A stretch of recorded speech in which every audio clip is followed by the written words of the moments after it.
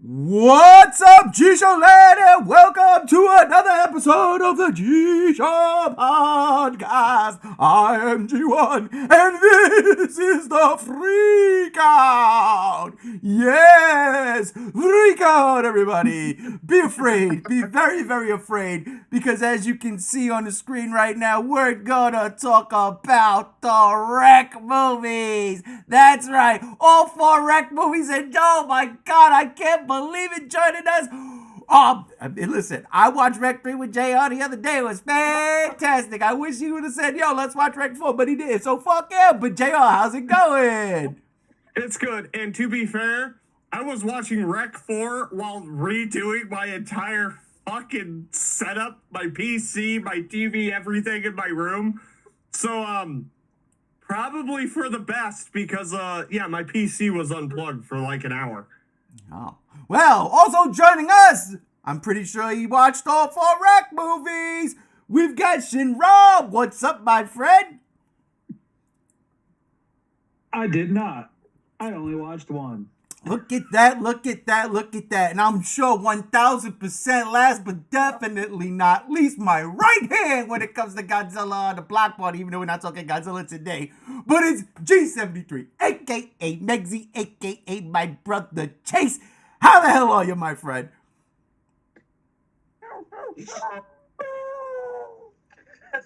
That was... I don't even know what the Wreck movies are.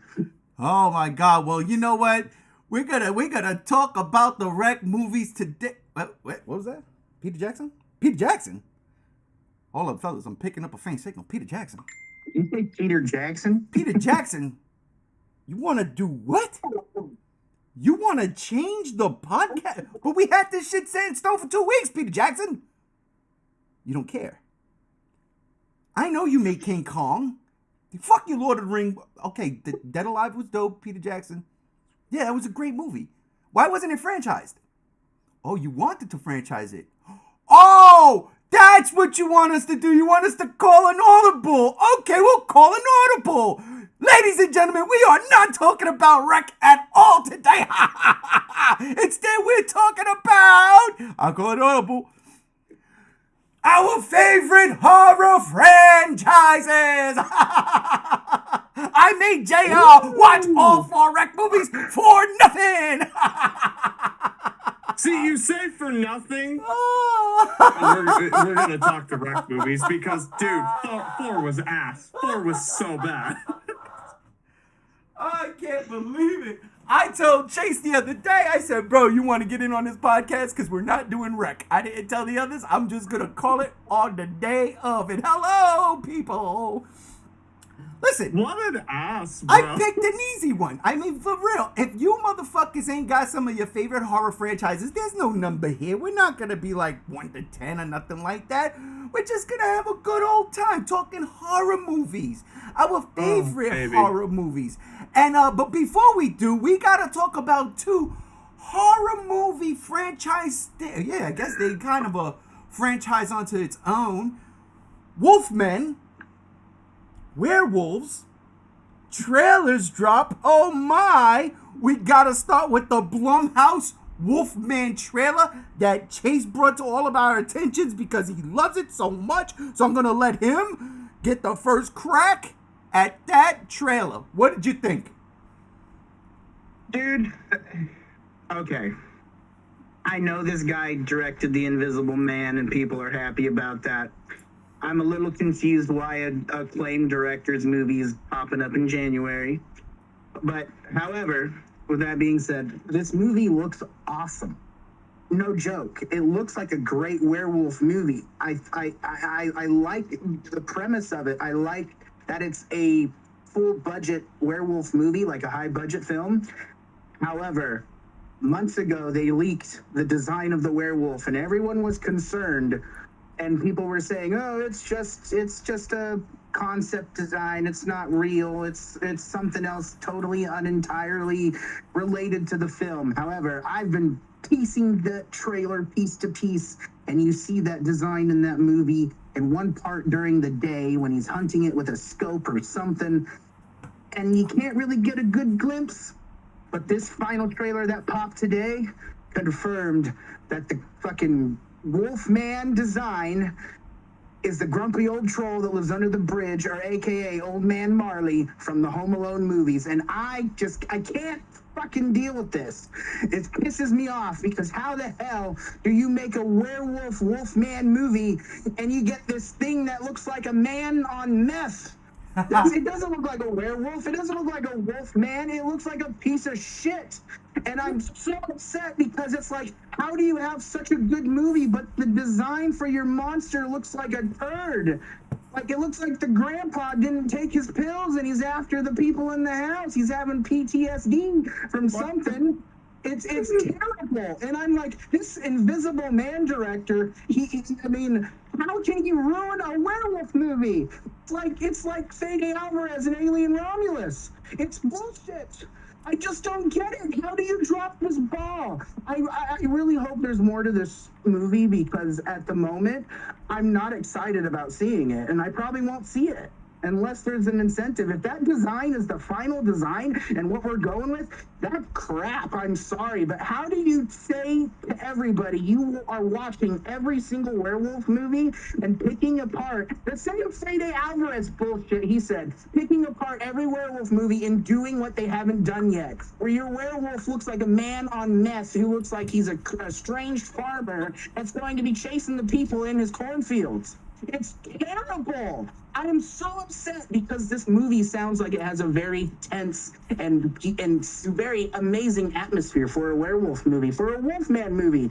But this design looks like turd, and I'm just my blood sugar and blood pressure have risen because of this thing. I've been upset all day since I've seen it, and I just don't understand. Like, it's one thing. Like look. 2010 Wolfman, at least that werewolf design harkened back to the classics to where I can buy that. But this doesn't even do that. This Wolfman design looks like something that we haven't seen before, but in a bad fucking way. It doesn't look like a werewolf. And I'm just like, it doesn't look like a wolf man. I'm just like, no. And maybe that's why this movie's getting a January release, because they know it's just gonna be crap and people are gonna not like it. But I'm so upset because I think like it looks really cool, aside from this werewolf design. And when you do that, I just can't get into it. I'm sorry, I just can't. I can't buy it. It's so upsetting to me, and I gotta catch my breath. And ladies and gentlemen, that's just the trailer reaction. Good God Almighty, could you imagine if you seen the movie? Rob, what was your thoughts on this trailer? Looks cool, tense, maybe even a little claustrophobic at some points. I really don't know what else to kind of say. I mean, it looks fun. I'll probably go see it if I got nothing going on in January, which is 95% of the time in all Januaries of my life. So, yeah, I'll give it a shot. I mean, I'm not a werewolf or Wolfman aficionado or anything like that. So, as long as it doesn't insult my intelligence, I'll give it a shot. I hear that. JR, what about you? I fell asleep during The Invisible Man, and yeah, the acting in the trailer, subpar. It doesn't look very good. I'm not gonna check this out. I'm gonna skip it. You know, it's one of those things, like, I can respect Blumhouse for doing a different approach to the classic Universal monsters, but no. Just say it, Chief. I dug the trailer. I did. I agree with Chase. It's not like your typical Wolfman. It looks more like a Skinwalker. If they're going to go that route, then shit, why not? But to call it Wolfman, and it does look like, you know, that old troll that lives under the bridge, that was that was spot on. I don't know. I watched and did not fall asleep to The Invisible Man, and I liked it. So I'm willing to give the benefit of the doubt to this. Because I do like this idea of that Blumhouse is doing these different takes on the classic Universal monsters. So I'm okay for right now. I'm okay, because it looks like it's gonna be scary, man. I don't know. It's gonna make my blood curl and my ass clench. So, well, I'm looking for. But that wasn't the only trailer with wolfmen or werewolves that dropped in this week in the last 48 hours. No! Frank Grillo. I fucking love Frank Grillo. Frank Grillo has a movie coming out in December called Werewolves. And what the titty fuck is going on? Chase, I know you were mad about the first one, but how did you feel about this one? Oh, dude, I'm all for this one. It looks like dumb, silly fun. I mean, when Frank Grillo yells out, "Hey, me!" Dude, I lost it. I like that. That trailer looks fun, and I give him props because all the werewolves are practical and men in suits, and I think that is awesome. I mean, I don't expect this movie to be amazing. I just expect it to be fun and nuts, and that's cool. I mean, I can love both. I mean, I do.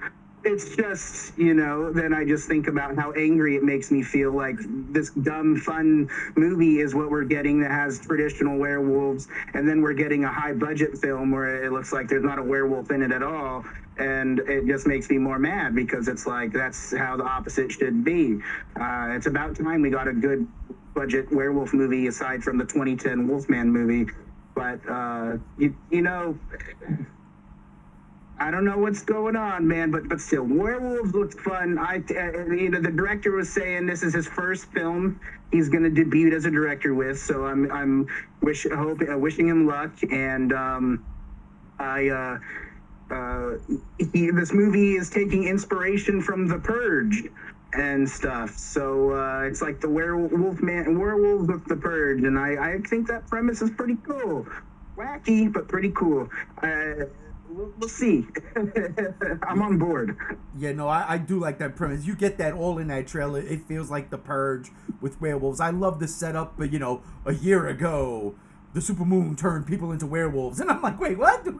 Just like that, huh? Fuck it, hey. This year it's coming back. Oh, shit. Yeah, why not? It's so 80s throwback in a sense. I fucking loved it. And yeah, the trailer is ridiculous and bonkers and balls to the walls. But it's all the right types of ridiculous, bonkers, and balls to the walls for me, especially in a genre pick with werewolves. I mean, last time we saw something like this cool, Underworld maybe. I don't know, with like werewolves being all fucking monstrous and shit like that. But no, I'm totally down for it. I like Frank Grillo. I love them in. Unless we just watched that Operation Blood Hunt with Rampage Jackson the other day that just popped out. Oh, there's that. Yeah, no, I like Frank Grillo. I loved him in the second Purge movie. He was even the third one. I really liked him in the fucking second Skyline film, but sue me. Yeah, no, I'm all for this. December, I'm looking forward to seeing this shit. And it's kind of crazy. December, we get this. January, the Wolfman. I mean, it's a Lycan type of fucking New Year, it seems. Rob, what you think of this crazy-ass trailer? It's crazy-ass fucking trailer. You had me the minute you started showing werewolves and just the sheer ridiculousness of it. And, I mean, yeah, Purge with werewolves. It's like COVID with werewolves. Every full moon you catch COVID wolf. like, just the idea that something that transforms you into a beast is like, and it affects multiple people. It's just a cool fucking concept, man. Whether is this going to theaters? Oh, it has yes. to be. Yeah. December. Dude, like, what? December 6th. Oh, okay. Well, dude, it's gonna be a fun fucking time at the movie theater. That's sheer popcorn schlock, and it's gonna be fucking great in every way, shape, and form. It just has that vibe. December 6th is not too far away from now. It should have come out on Thanksgiving, though. I'm just saying. JR, what about you? This movie, dude. You guys heard my reaction. I was watching it, work all fucking day, get home. Oh shit, I gotta watch your shit before the podcast. Yo, it's stupid, but fun, stupid. I love fun, stupid. I like what they're doing with it. The Purge meets werewolves. Love the idea. It reminded me also a little bit of Daybreakers. That vampire movie where the vampires completely took over the world and humans were being hunted. A little bit of that with it's like the werewolves, you know, one night, or like Night of the Comet, where it's like one night just fucked everything up. I dig it. I'm all for it. It looks fun. Frank Grillo, listen. Break it down for me. Get it together, be a man. No, it's a reference to a Frank Grillo Bruce Willis movie where Bruce Willis says, break it down for me. I don't know why it's so funny to me, but break it down for me. Oh my God. Well, I mean, Wasn't Frank Grillo also in some of the Avengers movies as that one guy he fights Captain America? yeah, he played Crossbones in Winter Soldier and Civil War. All right. But yeah. JR, you see that chat? Somebody yep this? Ooh. Anthony Manzano. Yo, G-Show. Yo, Anthony, what's up? How's it going tonight? I also got a couple of messages from the wifey checking in. She's on her way here, you know, so. Lucky guy. You change your socks? Well, Yeah, I took a shower. listen, let's get into this. I mean, again, I threw the curveball. Favorite horror franchises. Why can't I talk? Get it together. I'm tired. It goes through so much. So many different things. I know next week we're gonna have an extravaganza with the slashers, so that's gonna be fun. Yeah. But what would horror be without that little niche in there from the slashers? What would horror be from, let's say, the supernatural, the demonic, the otherworldly, the undead? Where would horror be? And honestly, being it's October and the fun month, I really wanted to talk about this stuff because, again, we're not going to have any other time to do so. I mean, we could any fucking random Friday do this, but it's better in the Spooktacular, Spooktober, freak out, all that stuff. But there's so many different franchises, and again, you don't have to like try to pick which one is your favorite, which one is your top three. None of that. Just throw random ones out there. You don't even have to have franchises. It could be one-off movies. For instance, I take a movie like Zombie. And I say, that's a fucking fantastic movie. Everything else that came after that sucks. But Zombie. Peak zombie Italian horror cinema for me. I love that fucking movie. I mean, I fucking love that movie. The soundtrack's great. The gore kills are great. It's typical Italian horror. And the fucking end scene of the zombies walking across the Brooklyn Bridge. I love it. It's a fantastic shot. So shit like that, man. I want to just gush about horror. Because I can't do 45 minutes of music anymore because that was done earlier this week by someone with a lot more power than I. And it's very sad because now I'll be copyright infringing on the former president. But I digress. That's one. So, real quick, Anthony chimes in for me. It's odd that they release horror movies so early in the year during the summer and early fall instead of releasing them all during October. It's a good point. I agree. I completely agree. Like, for instance, Beetlejuice, I feel like was released way too early. That should have been October 1st. It should have been. It should have. It's a kooky movie. I watched it this weekend. I can't say I didn't hate it at all. I actually enjoyed it. I thought it was funny. I was giving that movie so much shit, and then I watched it. I was like, you know what?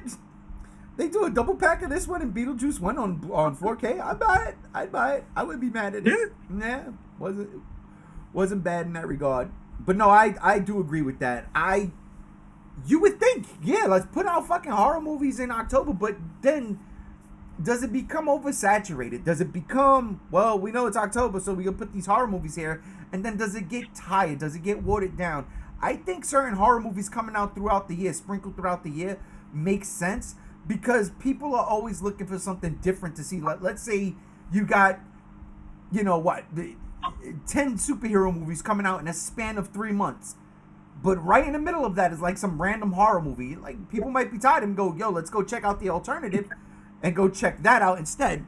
So I could see it working in that regard, but I absolutely agree. In a perfect world, horror movies in October, late September, all through October, early November. I'm so down for that.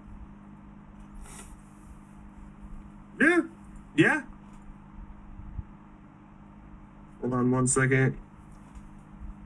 Yeah, so, Sorry. Let me get to the chat. Sorry, I've got another person that might be possibly watching here shortly. Okay. Anthony chimes in, my favorite supernatural horror movie of all time is 30 Days of Night and The Forsaken. Oh. 30 Days of Night is a fantastic movie. I've not seen The Forsaken. Neither have I. I've seen 30 Days a Night this year, actually. I rewatched it, and I was like, oh, that movie holds up. Oh, that's what's happening here. I was like, that movie holds up. That's a great film. That's a great vampire flick. Thoroughly enjoy it. I thoroughly enjoy the books. It does get weird after a while. Wow, everything's falling out of my desk, ladies and gentlemen. This is a mess here. Oh, my God. What happened? I was there 4 months ago posing his figures, and they're all falling all over the place now. No, the paperwork is falling out of my desk. I got so much stuff going on. God. All right. I got it together. You got to get it. Be a man. It's a crazy Friday. That's all it is. I know, man. It's a crazy Friday. It's a chill Friday. It's a spooky Friday. It's spooky, man. I don't know about y'all, but like, wind's blowing, leaves are falling. It's cold. It's October. I love it. It's that perfect time. So, Chase, off the top of your head, what's like one of your favorite horror things? Dude, as a kid, because I'm a huge metalhead, the movies, the Collector franchise, I really love those for slasher films. The Collector franchise with, I think his name is Josh Stewart. I think that's his name.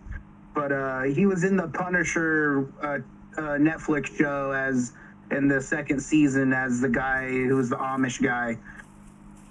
And I love those movies. They're just I don't really know how to describe it, but I just thought they were just really cool. They were, I guess, the producers of Saw or something, but I just really like the idea of this man who's like a serial killer, and he's collecting people and putting him through a whole house of horrors, and he wore a mask and stuff. And the serial killers that wear masks and stuff, I really like. But the Collector, the Collection, and hopefully when we get the Collected, when that comes out. Hoping and praying. Yeah, hoping. But that's just at the top of my head, the franchise that I really liked growing up. Yeah, I never heard of that one, to be honest. Oh, they're fire, Ray. You got to check them out. Yeah, I mean, are they like the Saw movies? Because honestly, I've never watched the Saw movies. They're as gory as the Saw movies, that's for sure. Is that Hostel? Yeah. No, the Collector and the Collected. Yeah, it had Kane from the WWE. It's the collection. Yeah. No, that's not that movie. No, that's See No Evil. Yeah, it's See No Evil. See, Yeah. I'm getting them all mixed up. That's See No Evil. Fire movie. What are you talking about, brother? Brother. The one thing I love about the Collector is they have this alternative ending in the bonus footage where the main character, he escapes the house and looks behind him and sees a little girl in the window that he's trying to save, and he flips her off and runs away. And I think that's yeah, he just fucking dips. And I love that movie. That movie's Probably for the best. some good metal music in it, in the credits and stuff. There's Korn and the musician Nico Vega who's done some stuff, and I dig it. It's a cool horror flick. Both of them are great. What about Yeah. what about you, Rob? Off the top of your head, or because I know you. Off the top of my head, Ju-on the Grudge. Hey now. Hey Oh, now. dude. I'm talking about the Japanese ones, not the American ones. Hey now. Yes. Yeah. I need to make that specifically clear. I like, up until a certain entry in that franchise, I pretty much like them all. I just think it's really, really cool how the first two movies in the franchise were straight to VHS movies. And even before that, they were unscheduled, I think 4 to 5 minute TV shorts that just randomly aired on TV in Japan without any of the fucking wiser. And it's so cool how it went from that to what's known as in Japan back in the day V Cinema, and then it just became this super popular franchise where we got Ju-on the Curse, Ju-on the Curse 2, Ju-on the Grudge, Ju-on the Grudge 2. All of them are connected, and they were all directed by the same guy. He did such a good job. He actually directed the 2 American movies as well. But I'm getting ahead of myself. They're creepy. They're slow burn, real slow to cook, like rump roast type movies. It's like it drapes you in that hopelessness, and that's what I really like about those movies, because there isn't a sunrise at all. There is no hope, no happiness, no moment of just like chill. It's just you're fucked. And I think that's my favorite part about it, because they're so ruthless. They don't show a lot, like in terms of violence and gore or anything. Nope. It's just hot ghost mommy crawling around making her freak off noises, Diddy. But I don't know. It takes a lot to unnerve me to this day, because I've seen so much. And to this day, Curse 1, 2, Grudge 1, 2, Ju-on, White Ghost, Black Ghost, they're just very, very fucking well-made movies that they just marinate you. There's, again, I love the hopelessness to them. And I really wish they would have continued off of the White Ghost, Black Ghost stuff. But no, the 2 main ghosts, Kayako and Toshio, basically became the Godzilla and Mothra of the franchise, to the point where they didn't trust moving away into different stories, different ghosts, different people. And then we got this shit that we got. But as far as I'm concerned, Curse 1, 2, Grudge 1, 2, White Ghost, Black Ghost, just fucking fantastic Japanese horror, start to finish. That Ju-on, man, the first time I seen that movie, me and my cousin were watching it, and we were, at that time, nothing's gonna faze us. We're watching all the horror, and Japanese horror really wasn't like a thing we were watching at that time. I think I might have seen a couple of Japanese zombie movies, but they were over the top, like Junk, for instance. It was just like, crazy shit. But then I watched Ju-on, and that motherfucking bitch came kind of floating out of that bathroom stall, and I was done. I was done. That shit scared the fuck out of me. I don't know why, but that shit is seared into my brain from the first time I seen that. And it is one of those things that I will forever talk about when I say I got so scared. And you don't see nothing but a head of hair. It was just the angle. Yeah. It was just coming out of the fucking bathroom stall. It's the creepiest fucking thing, man. Well done movies, man. Absolutely. The fucking Grudge, Ju-on. Man. I love that shit. Absolutely. You know what's funny about all that? A lot of what makes those movies scary for me is just like the sound she makes, the death rattle. All just to find out when Arrow Video released their collection last year. Turns out the director, God, I already forgot his name. I'm so sorry. That's him doing the sound for it. And he said the ghost needed to have something other than it like moving all jerky and everything. So I just did this noise with my mouth that I used to like annoy like my brothers, my parents, everybody at school. And now the death rattle that's like, it's just as iconic. It's crazy. I just think it's funny. It is the craziest thing though, because I mean, if you, as a kid, I used to do that shit all the time. I never, you sit there and go, ah, because you're revving a fucking motorcycle engine with your throat. Yeah. As fucking pause as that sounds, but you know what I'm saying.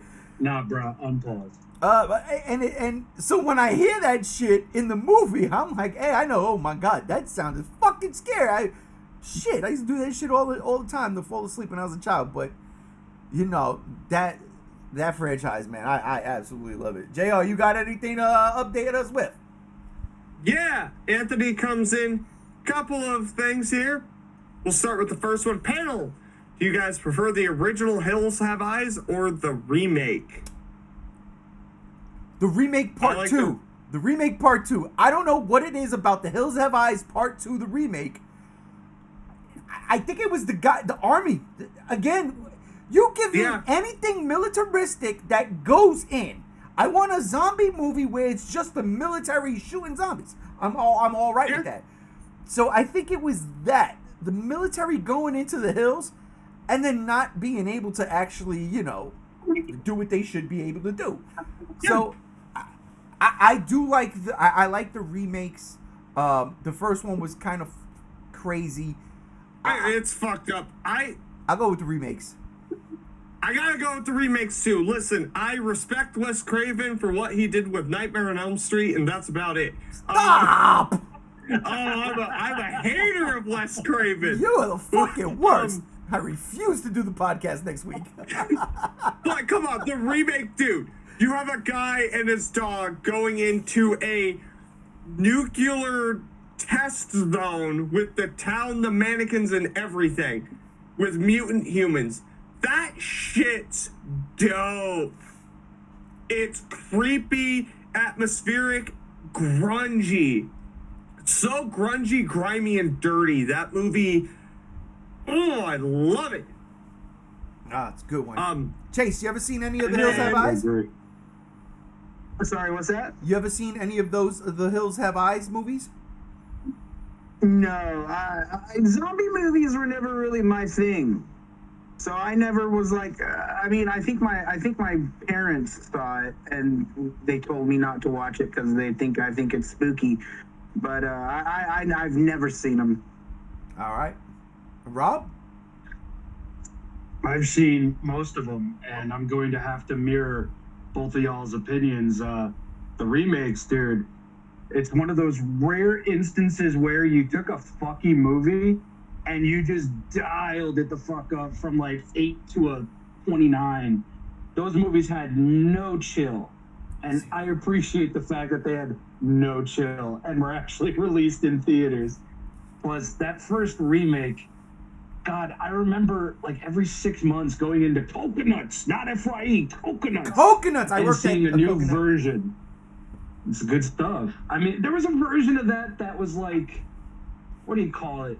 I don't even know what the fuck you call it, but it was like sealed on all sides, and it was a special case, and it had blood in it.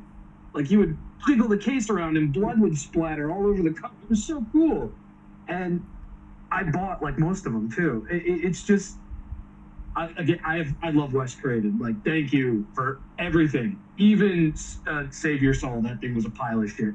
Why are you using CGI blood? You're Wes fucking Craven, you goddamn motherfucker. Anyway, rest in peace. I love you.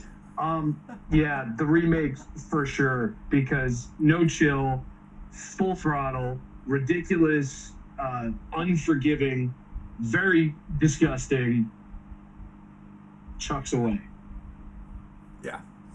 So real quick, I have private chats going on because I shared this with one of my good friends. He's also my tattoo artist who did this beautiful Jason Lives tattoo right in the centerpiece of my chest. Massive shout outs. Massive shout outs. He comes in and he literally says, "People under the stairs, asshat." which I was just talking to him about 2 weeks ago. No, last week. Last Friday when we were doing the touch-up. It's great. Listen, the movie sucks, but yes. Yeah. People Under the Stairs, it's a movie. It's a movie, all right. Also, check out Skin Deceptions if you're in the Boise area. Dude does fantastic work. We've been talking back and forth about my next one. I told you guys my Halloween 3 tattoo, the 3 masks. I just sent him an image, so we're working on it. So let's get back to the chat. There's so much chat. Next, Anthony asks, is there a horror movie for you guys that you're surprised that got past the American rating system with how strict it is with violence? Violence? I wouldn't. They changed it.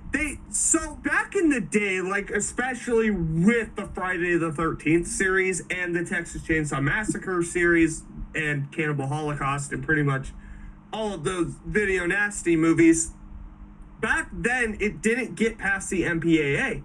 Nowadays they don't give a shit. They haven't given a shit since, I truly believe, since the first Saw movie. That's when all bets were off. Because Saw pushed limits and got away with it. And now we're at this point where you can go watch In a Violent Nature, and I'm not going to spoil the fucking scene, but if you've seen the movie, don't do yoga. That shit was in theaters, and I am surprised. And then the Terrifier movies. I was about to say well. that, the Terrifier movies, because Yeah. my boy yesterday, I was bullshitting with him, and he was like, yo, man, you ever watch the Terrifier? And I go, no, man, don't. Because here's the deal. I love my boy. I love him. That's my best friend. I love that motherfucker for real. What the fuck, But dude? sometimes he follows trends. And because the Terrifier 3 was out and it was making some kind of noise because Joker wasn't, he was like, oh, let me watch these movies. And he was like, I don't know what the fuck I was watching. I was like, because you're not supposed to watch it. It's not the type of movie you're thinking. It's just, it trended right then and there, and you jump on a trend and you watch it. I've never seen a Terrifier movie, but I've heard that they do push the envelope. Yeah. Oh, you know what? I will say, not for violence. Well, see, and that's the difference. Violence is one thing. I mean, Evil Dead came out in theaters and there was chainsaws and tree rape. So that? No? Yeah, I mean, I think that it also comes down to like what your opinion is for how much you can also handle, because I know like there's some movies that I've seen where it's like not really bad at all and it makes people like shiver and freak out. Yeah. And there's also movies that I've seen that are really, really, out there, but yet there's just rated R. I remember growing up, whatever horror movies I'd watch with my sisters or whatever with my friends, it would be more pornographic than horror itself. It'd be all about teenagers, or college kids, having sex and dying and shit. That's the one thing that always was like with me. That was like the big thing. Like, I can't believe this is what we're getting, but that was more just like, it's dumb. It's not really horror. But what I'll say is, in the collector and the collection, there are a few, there's actually quite a bit of kills in those movies where I'm like, I mean, they're not like to the point where it's like they should be banned or not viewed, but they are pretty intense and pretty gory and pretty nasty. But that's all subjective to your preference of what you can tolerate, I think. But I haven't really seen a movie myself where I'm like, I can't believe this has gotten past, or the controversy around its goriness or violence. Yeah. I mean, even that one movie people were talking about called the Serbian film. Serbian. I don't really think that movie's that much of a big deal either, but apparently it's like the hardest movie to watch. I thought it was just boring as fuck. Listen. So I don't know. I think it's all subjective. It is absolutely subjective. Because I want you to ask me the question. Ask me the question you asked the other two, because I didn't get to my stuff yet. Well, Okay, do you like pancakes or waffles? Yeah, what is it? I hate both. You suck. Get him off. No. So, JR, franchise-wise, what's one of the horror movie franchises, or just a horror movie that comes to mind? You just said, ask me the question, and he goes dramatic pause. I know. People could see you. Here's the thing. Y'all know me. Y'all know me. You know what I'm going to go to. Listen, I love slasher films. I love ghosts, zombies. Fuck. 3 of my favorite movies of all time are zombie movies. But motherfuck, I cannot not bring up Italian cannibal films and it being Cannibal Holocaust, Cannibal Ferox, and Eaten Alive. Bro, God, you want to talk about video nasties? Those movies were banned in the US until like the past 8 years. I don't know about that. I saw Cannibal Holocaust back in the 90s on VHS. Yeah, well, because that's the thing with VHS, they get away with it. They rename shit, but like, as far as widespread release of some of the most abhorrent films, now's the time to get in that shit. And I have dived into this. Now, is Italian cannibal films my favorite genre? No. There's a lot of Italian horror movies that are great, and I will throw it out. Cemetery Man. That movie's fantastic. Fantastic. It's a zombie movie. It's a love story. It's like 16 different things. It's a great movie. And it was one of the last Galileo films. Italian horror. That's what Galileo is. Yeah. Listen, be a man. So I got it. I know. But then we come over to the chat for you guys who have the more violent kills. Jason, Michael Myers, or Freddy Krueger. Oh my God, he's asking us the tough question right out the gate. And then he says Candyman. Oh, Anthony, then you throw Candyman in. All right, as far as violent kills go, I'm going to have to say Jason, only because he does it with this malicious intent. When Jason kills you, he has power. See, that's the one thing Michael Myers doesn't really do. He's not like a powerful being. Freddy Krueger toys with you, but Jason Voorhees he's gonna make your fucking eyeballs pop out by strangling you. Like, so as far as violent kills go, I go with Jason, because when he brings that fucking machete down, the people getting cut in half. When he fucking folds a bed, motherfuckers is going folded with it. None of the others do things like that. Now, I mean, when he puts a chick's face in nitrogen and turns her into glass. Oh yeah, Jason X. Yeah, you know what I'm saying? No. So Listen, as far I as love me some violent kills Jason, go. but let's be honest here. No. Nightmare on Elm Street Part 3, The Dream Warriors. Freddy uses dudes' veins as marionette strings. That's not a violent kill. That's a gory kill. It's a gore kill. It's violent. It's a gore kill though. You know what I'm saying? You think The question was violent. Violent is Jason Voorhees. Bro snaps a chick's arms in two and turns her into a bug. He also says, "Welcome to prime time, bitch." Oh, it's the best like, one ever. Prime time, bitch. Like if we're gonna my go, TV titties. if we're gonna go just based off of violence, I truly believe Freddy, because I'm biased, as I have the Jason tattoo. I'm gonna gush about Freddy because he is my favorite fucking slasher villain. While he's wearing the Freddy Krueger fucking. Did you know we were doing this today? Because I swear I told everybody it was right. I wear this like almost every podcast. I swear to God. Freddy, personally, I think has the more violent. Yeah, I go with you may call it gore. That scene's fucked up. But there's so many. Freddy, it's imaginative with its stuff. It doesn't have to be gore. Just like violent-wise, he sucks the oxygen out of a girl's body. Like, You literally see her turn into a latex dummy with eyes popping out. That's violent. Too. No, they sink in. They don't pop out, they sink in. Listen, I'll sink you in. Anthony, real quick, I'm going to choose Michael Myers because he's more grounded in reality than Jason and Freddy. And I completely get it. I will say this. Who had the most violent death? Michael Myers in Halloween Ends. Good God! They threw him in the wood chipper. They threw him in a wood chipper. I mean, fucking kidding. The way they show, that was the most violent death I've seen one of the icons ever have. Like, none of them has been topped. You know what it reminded me of? Have you guys ever seen that movie, Tucker and Dale versus Evil?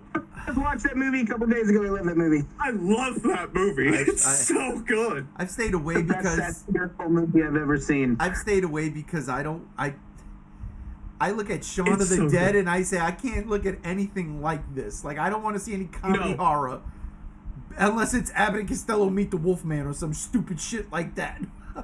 Bro, I am telling you, Tucker and Dale versus Evil. Listen, watch it. It is the Shaun of the Dead of slasher films for me. Severe Shaun of the Dead, but it's so funny. It's so good. It's so good. We gotta talk about zombies, though. Before we talk about zombies, let me throw in a little horror franchise that I do love, also from Italy. But it seems like it's such a fucking American-produced thing, but it's definitely Italian. Demons 1 and 2. Oh, dude. Produced by Dario Argento. I fucking love that first movie. Like, I actually am pissed off right now because we are in October, and that is a yearly event, and I have not yet done it. So I'm going to have to get on my game and get it together. But those two movies, especially the first one, I don't know what it is. I know exactly what it is. I love the cinematography in that movie. There's this scene where the demons are coming up from the aisle from outside and their eyes are glowing, and all it is aluminum foil and a light reflecting off of it. And it works. It works so fucking dead. Jeez, oh God, I love it so much. But some of the transformation scenes are crazy. When they're turning into demons, when you see the teeth falling out and their demon teeth popping in. Oh my God. Talk about gory and just uncomfortable pain because, the fingernails popping off. So it's like a werewolf transformation. It's just something to behold, man. It is something to behold.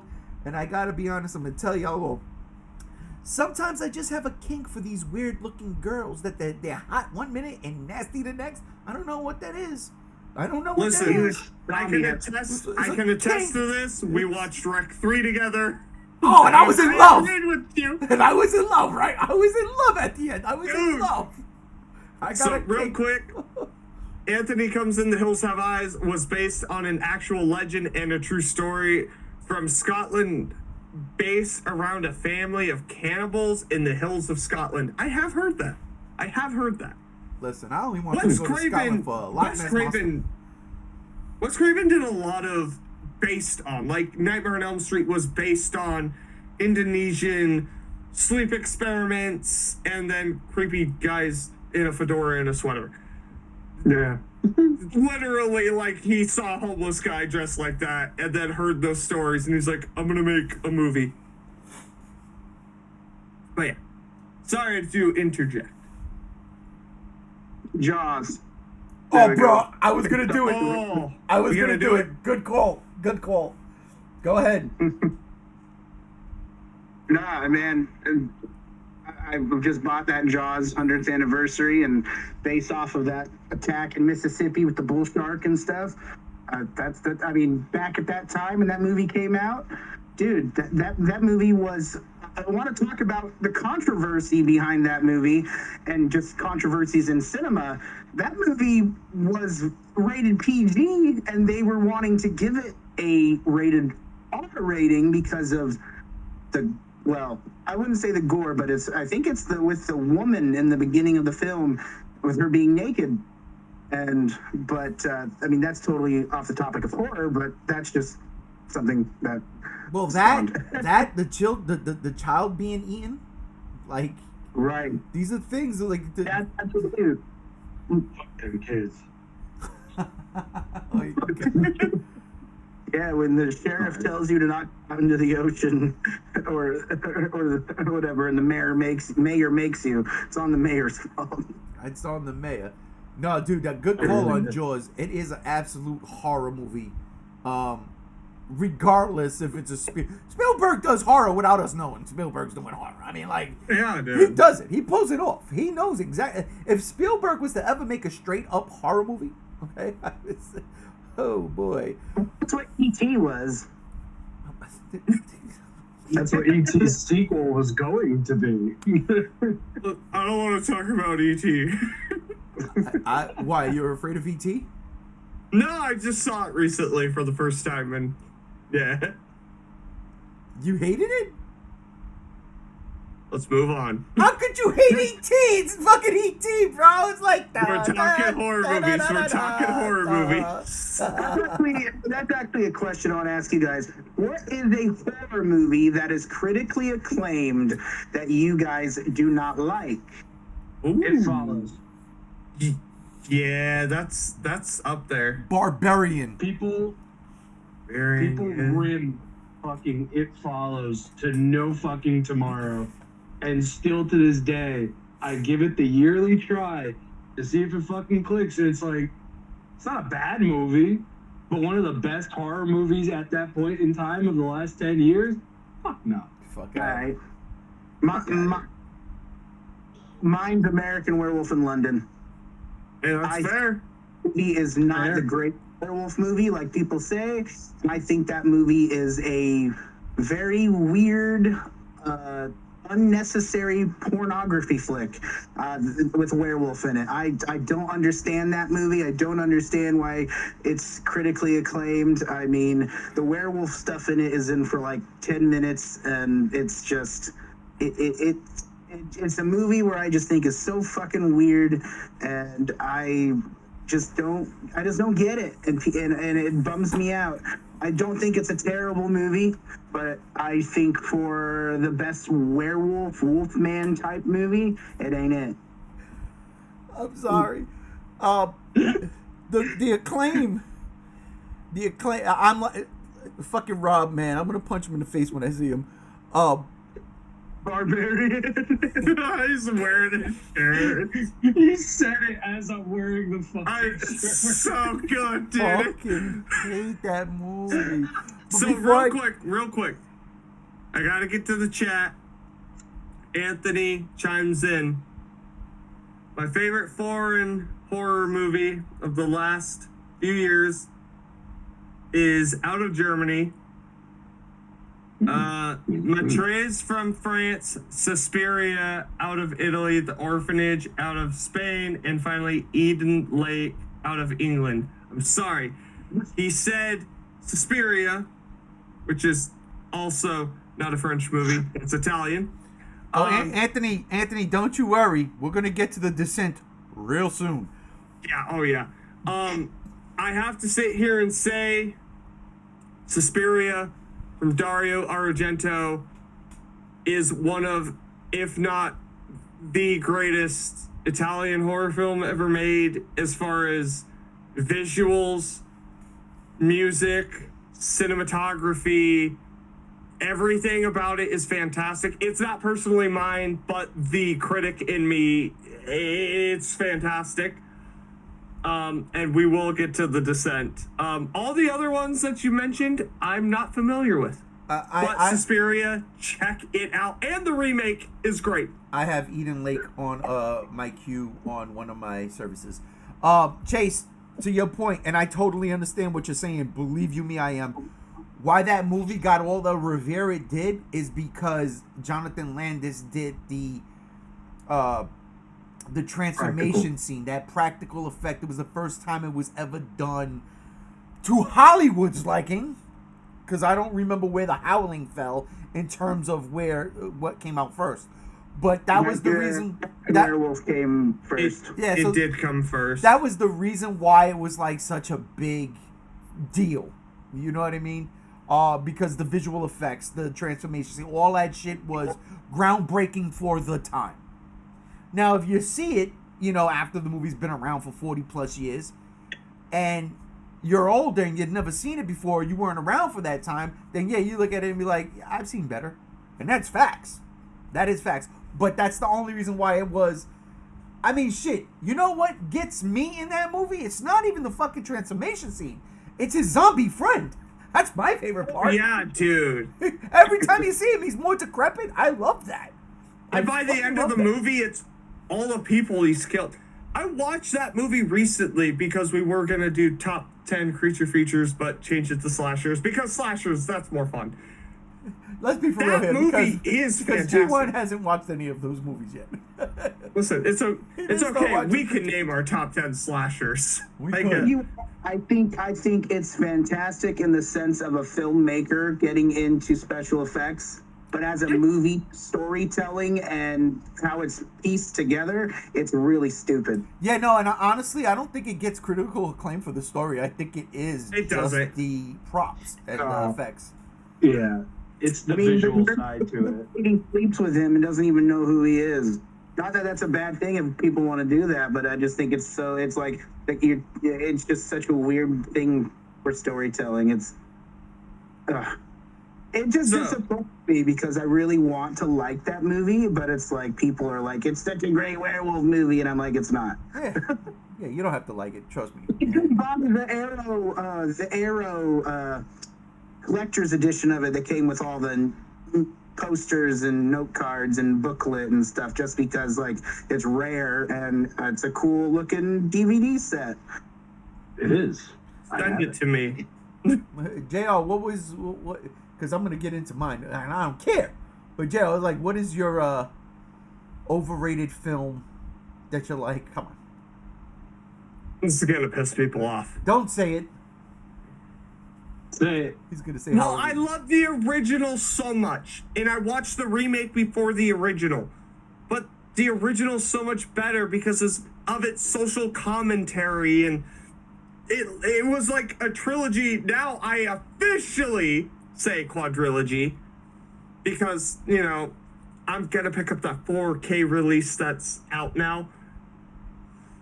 The remake of Dawn of the Dead is fucking overrated. Oh, get the fuck out of here, bro. It is. The Oh, original is so much fucking better. I'm not saying it's not. so much better. I'm not saying it's not, but it's not overrated by. It's overrated. No, it's not. The remake of Dawn of the Dead is a fine movie. It's good for what it is. Overrated? Absolutely. No. The music sucks. The acting is terrible. The premise is good. The acting. It does. Hold on. It does change what the original did, but kept good elements. And it does strike fear in all of this bullshit, but it screams early 2000s remake for the sake of being a remake. I What? think it's overrated. I'm not saying I don't enjoy it. I'm just saying that movie's overrated. He's out of his fucking gourd. He's out of his No, I'm not. gourd. I just He's out of his really gourd. don't like it as much as the original. I think it's overrated. And I agree with Rob as well. Real quick. It follows. Cinematography, fantastic. Nothing else in the movie works. JR is just afraid of running zombies. That's the bottom line. Absolutely. That's what it is. Fuck me, dude. that's That's it. terrifying. That movie. You know how fucked up it is that I can, in the same night, at the age, I think I was like 10, 11, watch the remake of A Texas Chainsaw Massacre and Dawn of the Dead and be more afraid of Dawn of the Dead than Texas Chainsaw Massacre. I sympathize with Leatherface at that age. What the fuck was going on with these zombies? Fuck that movie. I digress. That's why. A couple months ago when he walked out of World War Z because he got scared of the zombies climbing the wall. No, I mowed those zombies down because I played the game. So real quick, one of my favorites. Anthony comes in. Honestly, the movie I thought was going to be scary based on the hype around it in recent years, but ended up being idiotic and hilarious, was The Devil Inside. Listen, demon possession movies, stay away from those. Why? Also, real quick, he just chimed in. When it comes to horror movies, let's be honest, I believe the body horror is more popular in Asia. When it comes to vampire and zombie movies, that's more of a Western thing in Europe and America. I agree, but that does throw into question Cronenberg. Yeah. Oh, big time. Because Cronenberg is the motherfucking master. Also, the guy who directed Reanimator and The Beyond, drawing a blank on his name real quick. I know what you're talking about. You'll know. Stuart Gordon, yes. Yeah, you're dead wrong. And Barbarian is the most overrated in the most recent decade. I can't. That movie, man. Everybody was coming out of that shit. Oh my god, the movie is not what you think. It's so awesome, man. And I was like, oh man, I gotta watch. And then I just talked to you about my boy, who was like, bro, you haven't seen The Terrifier? You wouldn't have watched it if it wasn't trending. And that's the same thing with Barbarian. It was trending. Everybody was on it. He was like, yo, this movie was great. I was like, I gotta watch it. I watched the movie and I go, run, bitch, run. You're gone. You won. You're gone. You got away. Why are you going back?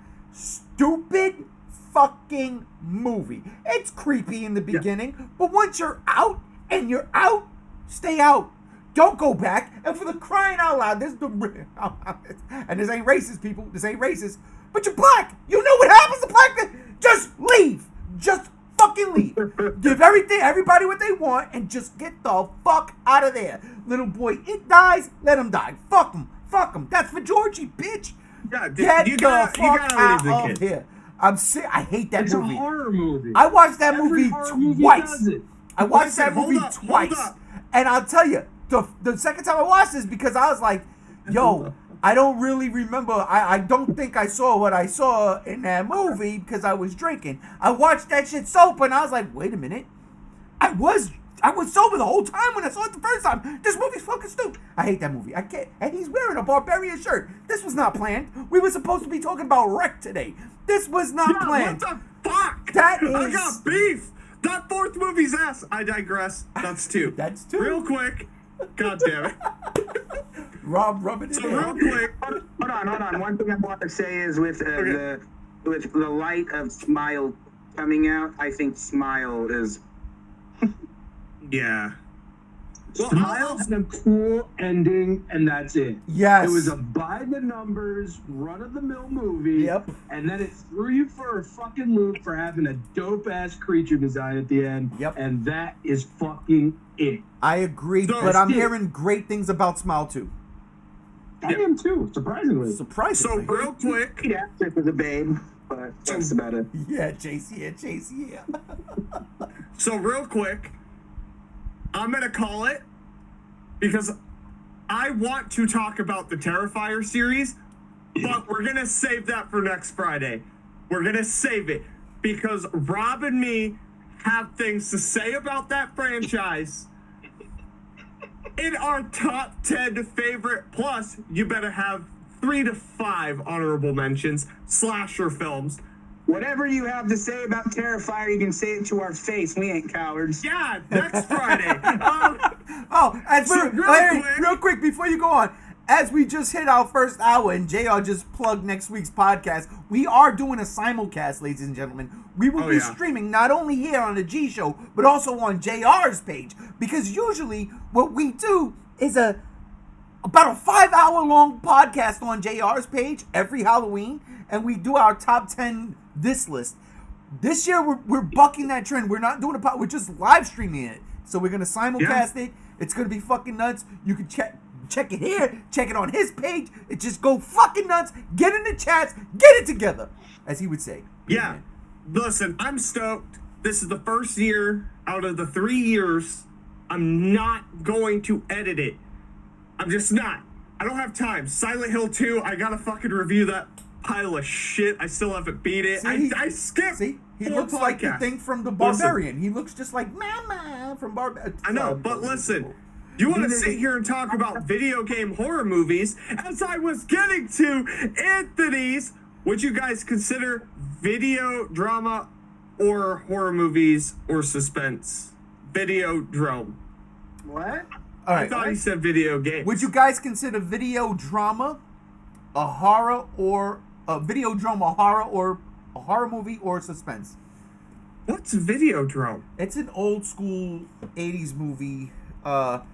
If you see, I lived in a video store, so I know. Videodrome. There's a zombie coming out of the TV.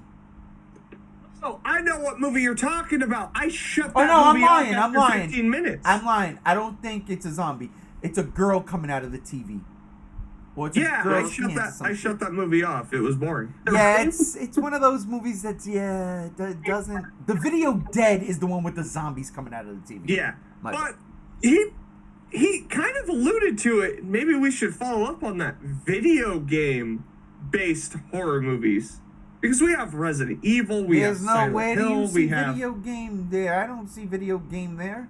I know, but like he said, video. That's all it takes. Oh my God, Jesus Christ! You know what's on video? Wreck. Wreck is on video. You know what we're not doing? Wreck.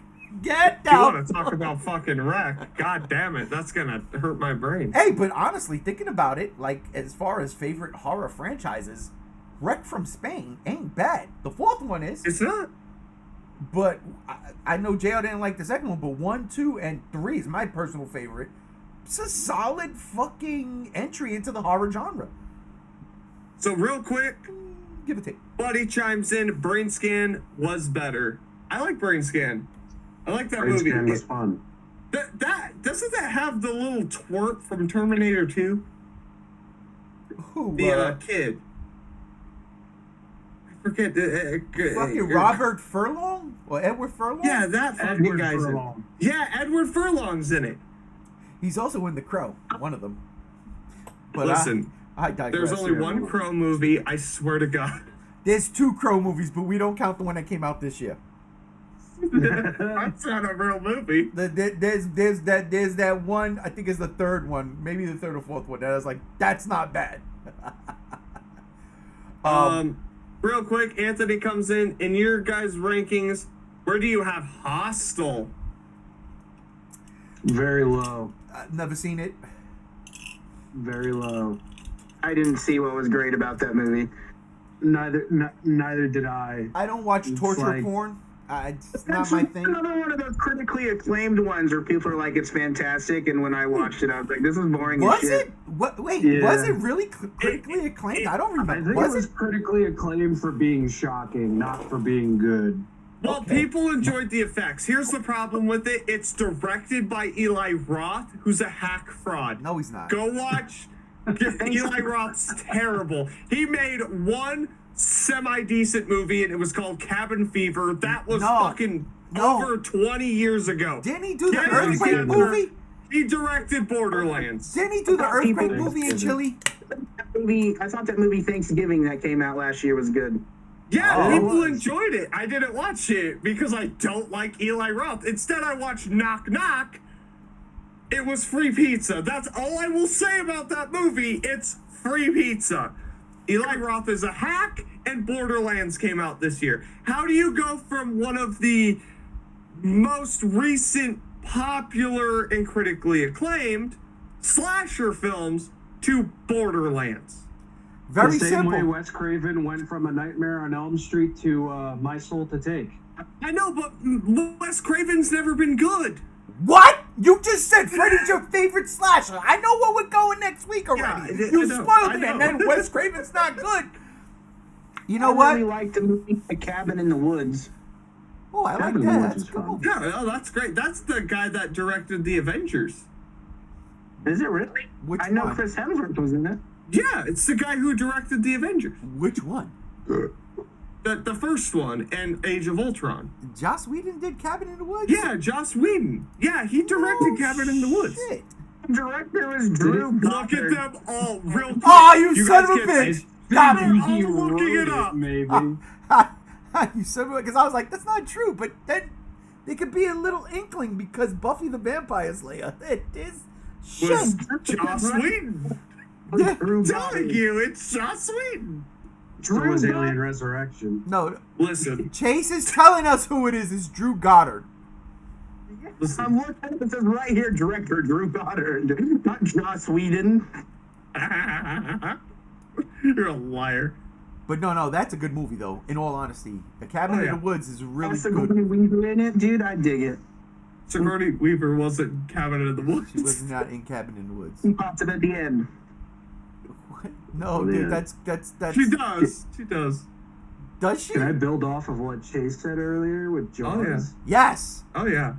Because two of my favorite movies to watch during this time of year are actually based on Peter Benchley novels. The Beast, which was a TV series, I believe. I think it was like 2 or 3 hour-long episodes. Giant Squid, fucking fantastical. Love it. Yep. And then there's the fucking 4-hour fucking triathlon, Peter Benchley's Creature, Hey. which was essentially street sharks. Yeah, dude. Listen, one of the best fucking prosthetic, right in your face fucking creature fucking design. I love that thing. Absolutely. Peter Benchley's Creature scared the shit out of me as a kid. Like, nowadays, it's just like, I had no idea Stan Winston did the shoot for that movie. Oh God, yeah. And this was a made-for-TV production, too. And, you see, after Jaws, I think Peter Benchley went through a period of feeling very guilty because another one of the major controversies of Jaws is that people started going out and killing sharks. So instead of doing like major, like this could happen, he started going into the more fantastical stuff. So he did The Beast about a giant squid that gets pissed off because they killed its baby. And then he just goes absolutely balls to the wall schlock B-movie buttered and salted popcorn with Creature, which was originally called White Shark, where, I shit you not, they spliced a dolphin with a shark and injected human DNA into it so they could train it. And in that revelation, the shark grew arms. Yep. And then it beaches itself trying to kill these people, and they think it's dead just for it to throw up, grow lungs, and legs. It's the best. I think the tagline for the movie was "Terror doesn't stop at like see something." I don't know, but I love that Peter Benchley went like total B movie after that and just went utterly fantastical with it, because both of those books and those movies, series, whatever have you, they're fantastic. You know, And if you can find them anywhere, watch them. It's a funny thing you bring that up, because as a kid, one of my favorite things was always like the evening movie, right? And we're from the tri-state area. You used to get that shit all the time. So CBS, Channel 2 back over there, would do like the 8 p.m. movie, right? And Yep.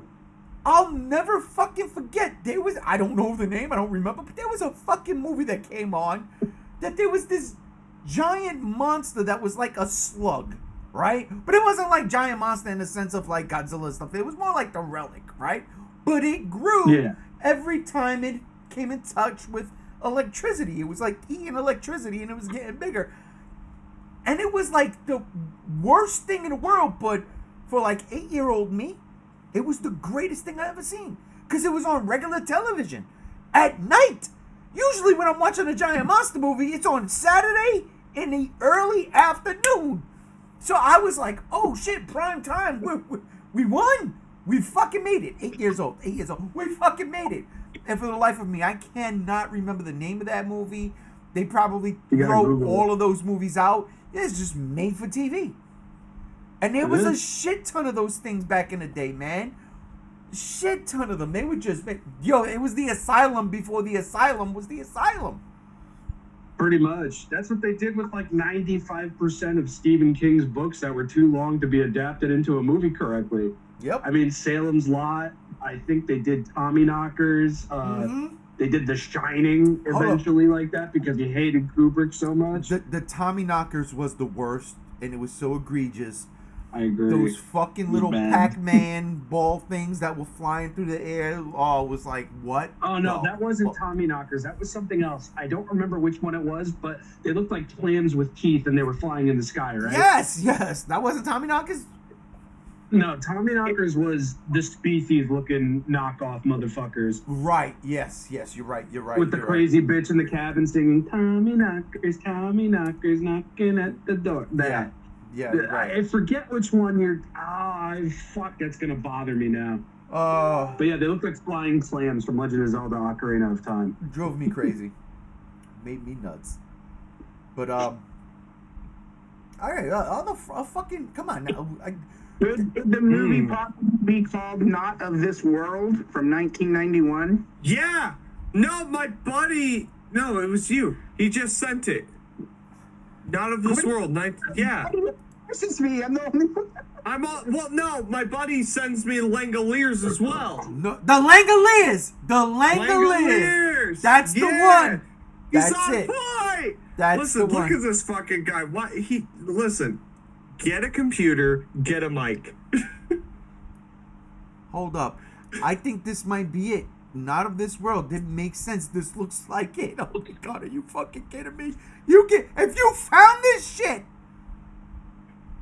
I don't know. I just typed in Slug Eats Electricity horror movie. And Yeah. that's the first thing that popped up. I All totally. you gotta do. Dude, totally my house wasn't- eats electricity. I totally wasn't I bet 8 it at that does. time. I was definitely older than 8, but so what? I loved all that shit, and it was the best. I mean, dude, I think that might be it. And honestly, when we get out of here, I'm gonna go look that shit up because if it is it, my wife is gonna have a fit. That's all I'm gonna say. If it's Another- it, my wife's gonna have a fit. I saw first was Leprechaun. Oh no! Wow. Legendary. Cheers, God Jim. damn it. Cheers to you. Yup. Hell yeah. Yep. Jennifer Aniston, when she was that young, she's still gorgeous. But man, Warwick Davis, though, that's his shit right there. Bro owns that.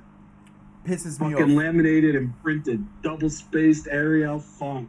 That is his shit, and he owns it. Listen, you I know love a it. franchise has made it when they go to space. And the Leprechaun, he went to space. He went to Bro, space. the Leprechaun went to the hood twice. Hold up. Hold up. Hey, yo. On some real shit, though, those movies are not bad. Yo! Those movies are Listen. absolutely perfect for what they meant to be.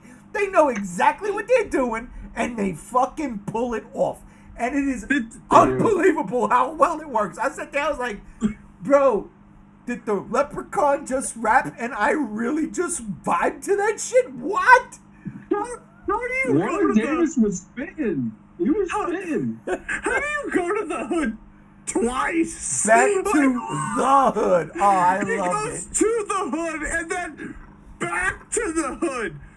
There is a space movie in between that shit. Am I crazy? What the fuck? Bro, Leprechaun to the hood and back to the hood, bro. It's a hood classic. It's like Friday. yeah, dude. With the Leprechaun. Oh, yeah. It really is. You smoke some of that green ganja, you watch Back to the Hood. It's just. I'm sorry, this is Nah, terrible. he be smoking them Lucky Charms, bro. I don't know what you're saying. All I remember. But real was, quick, "Bitch, we're you better have me gold.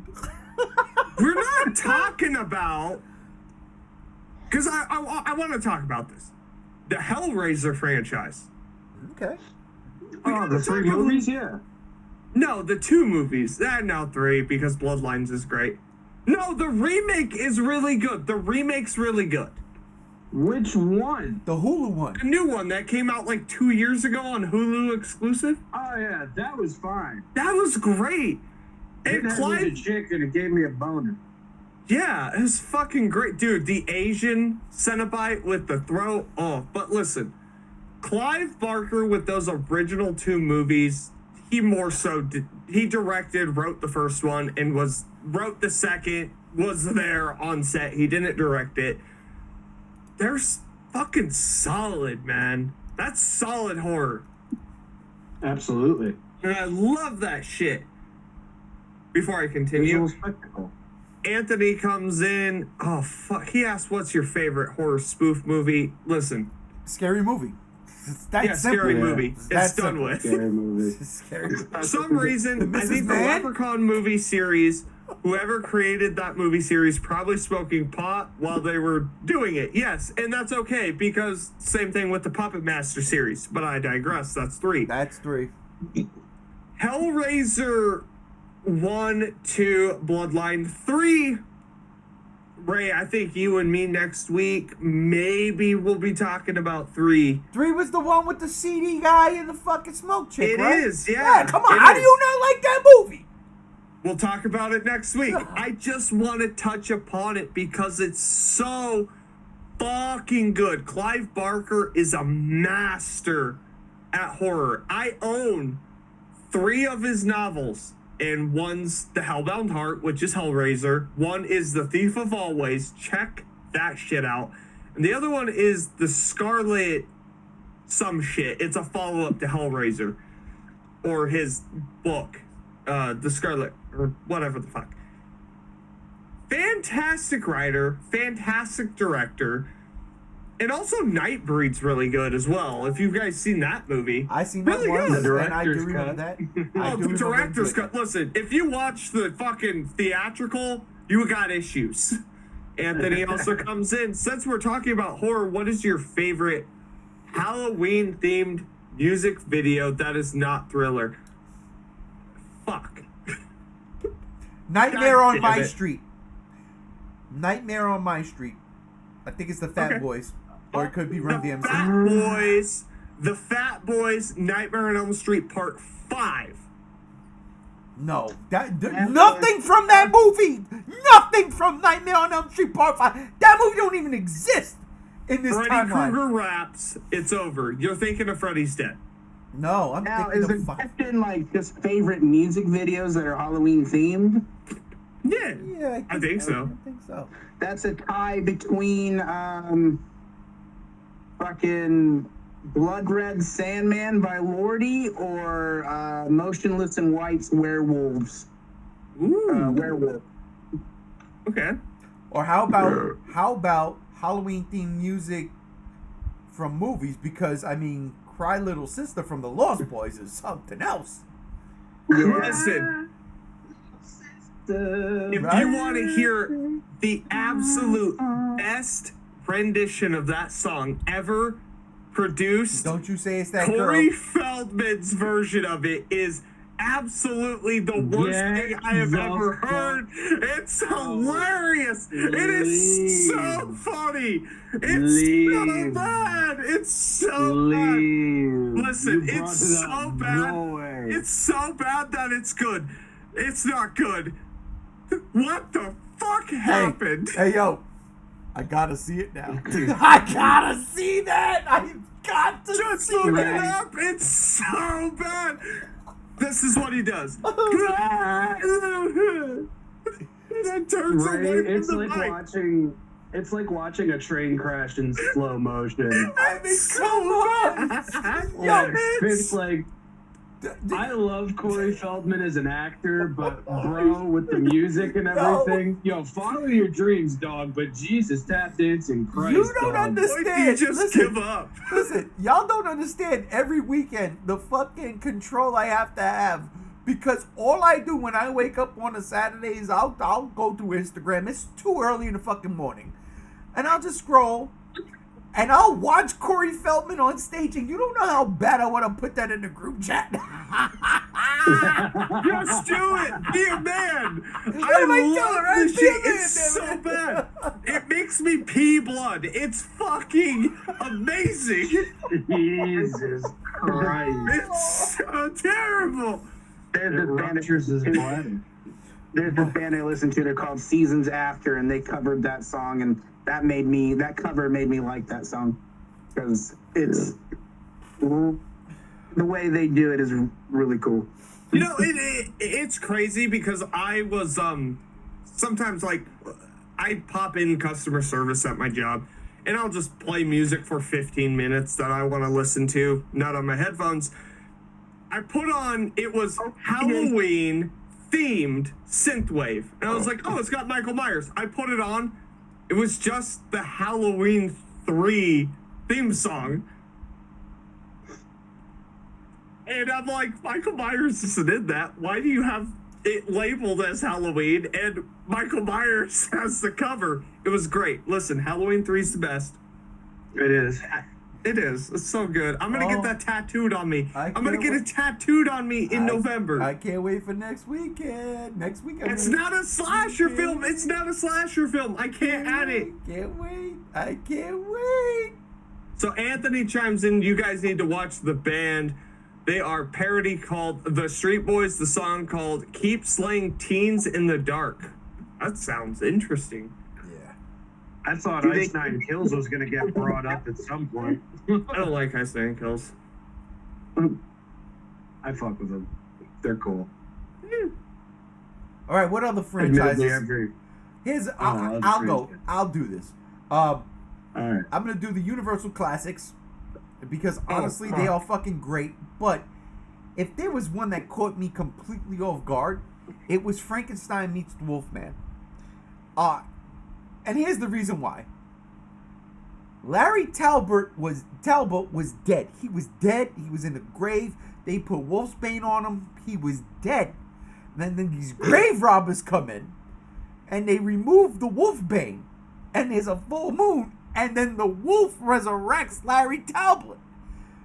And it is, you know, for a movie made back in the 30s or the 40s, whenever it was, to me that was just high concept for that time. But was it really? Or were they just setting the fucking bars? Was it an end of a fucking better civilization than what we are right now? Saying we're done. That shit, man, I absolutely, it's one of my favorite resurrection scenes in cinema. Because the dude is dead. And these grave robbers just like, yeah, let's go fucking rob him. Let's move this shit, these flowers off him. And the moon is full and he comes back to life and he fucking rips them apart. And then the whole movie he spends trying to find Dr. Frankenstein to kill him. To kill him. To end the curse. And it's just, oh man, I fucking love it. The original Wolfman is a fucking classic. The original Dracula, fucking classic. The original Frankenstein, Bride of Frankenstein. And oh, listen. Creature from the Black Lagoon. Good God, I love it so much. The original Universal Monsters, that whole thing there, I don't know where we are on October 18th, and I have not watched one scary movie except for Beetlejuice, which is not a scary movie. What am I doing? I really need to get it together. You know what it is? I'll tell you what it is. I'm too busy saving Gotham. You better be reading The Long Halloween there, good sir. You know, they dropped a new one. Oh, no, listen. I just read Batman Blood Moon or Bad Moon. Okay. Some shit like that. Batman versus a werewolf. Bro, on a Black Label, too? This shit was fire. I was like, okay, I can't wait for issue 2. Where's it at? Definitely good Nice. shit. I fuck with it.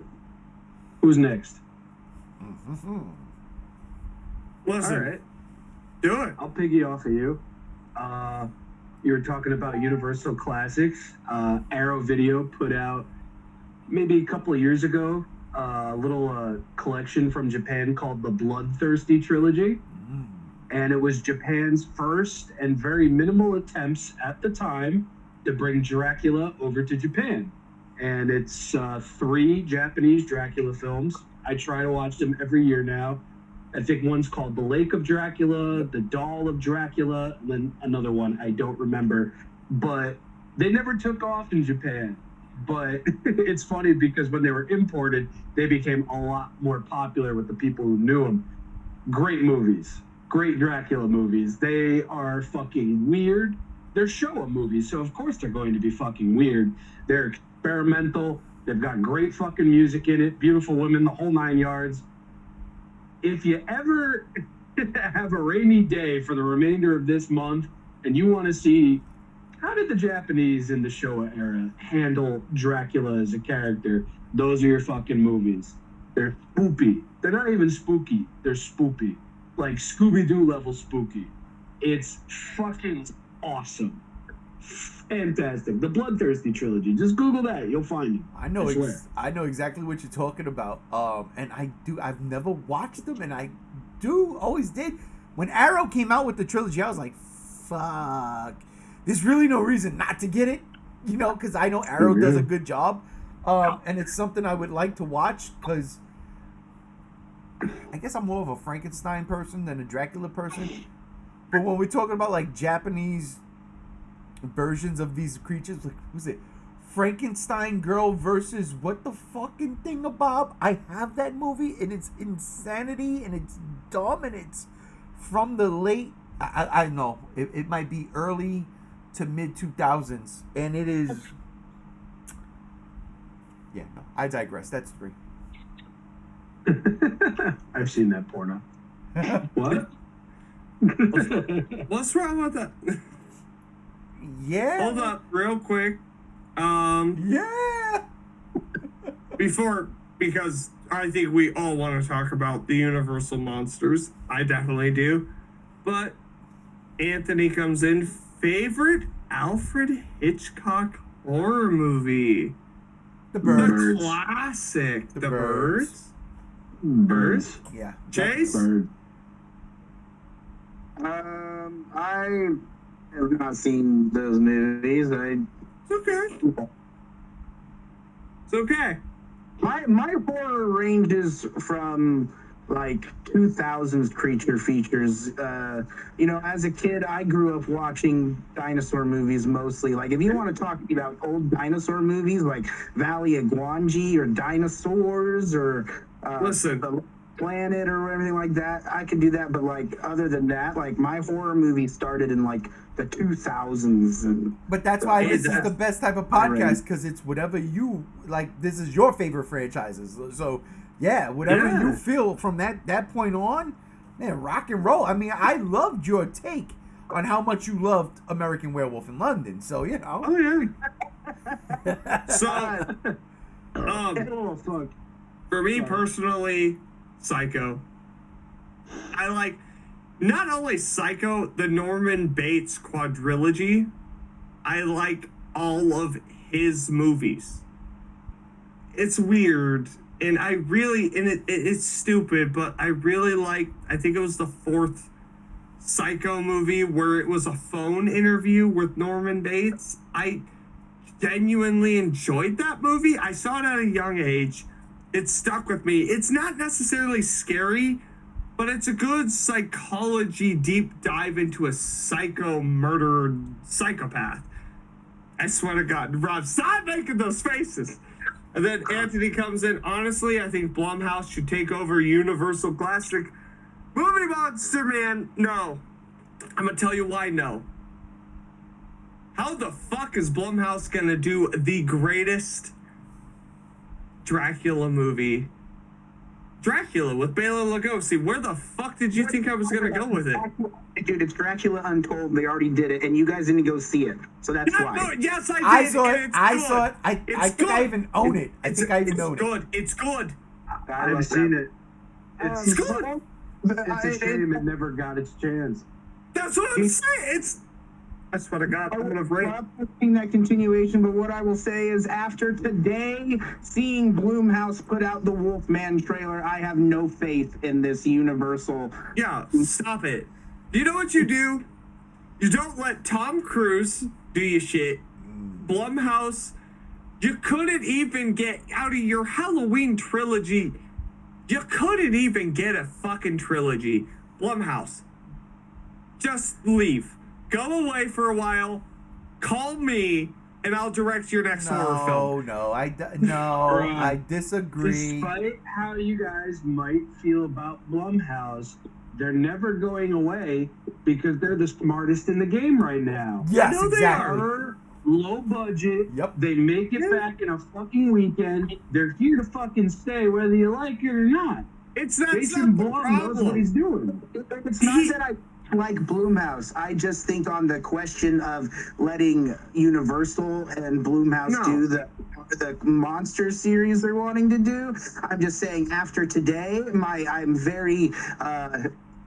I'm doubtful of what they can do with the way this Wolfman looks. Well, like, Well, you gotta wait and see. That's the thing, because what we saw was a trailer and nothing Okay. but a trailer. We have I no saw idea what's The coming. Wolfman. That's what I saw. Hold on. You don't know if what you Hold saw on. was the full Wolfman.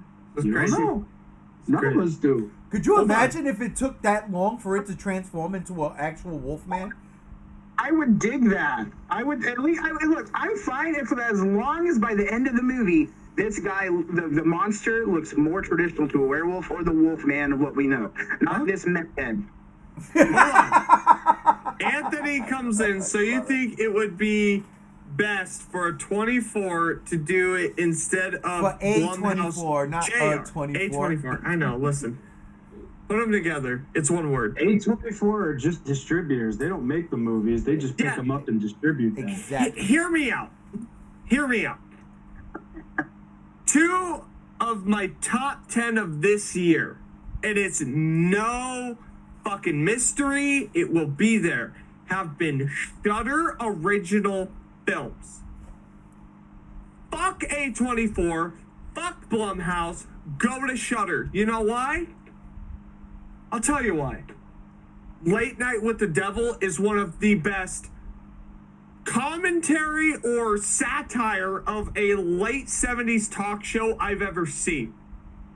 It is one of the best demon possession films, one of the best demonic cult anything I've ever seen. Late Night with the Devil's fantastic. I'm glad the wifey got me the steel case. Right next to me, you guys can't see it, and you will see it on my channel, JRGAM Streams.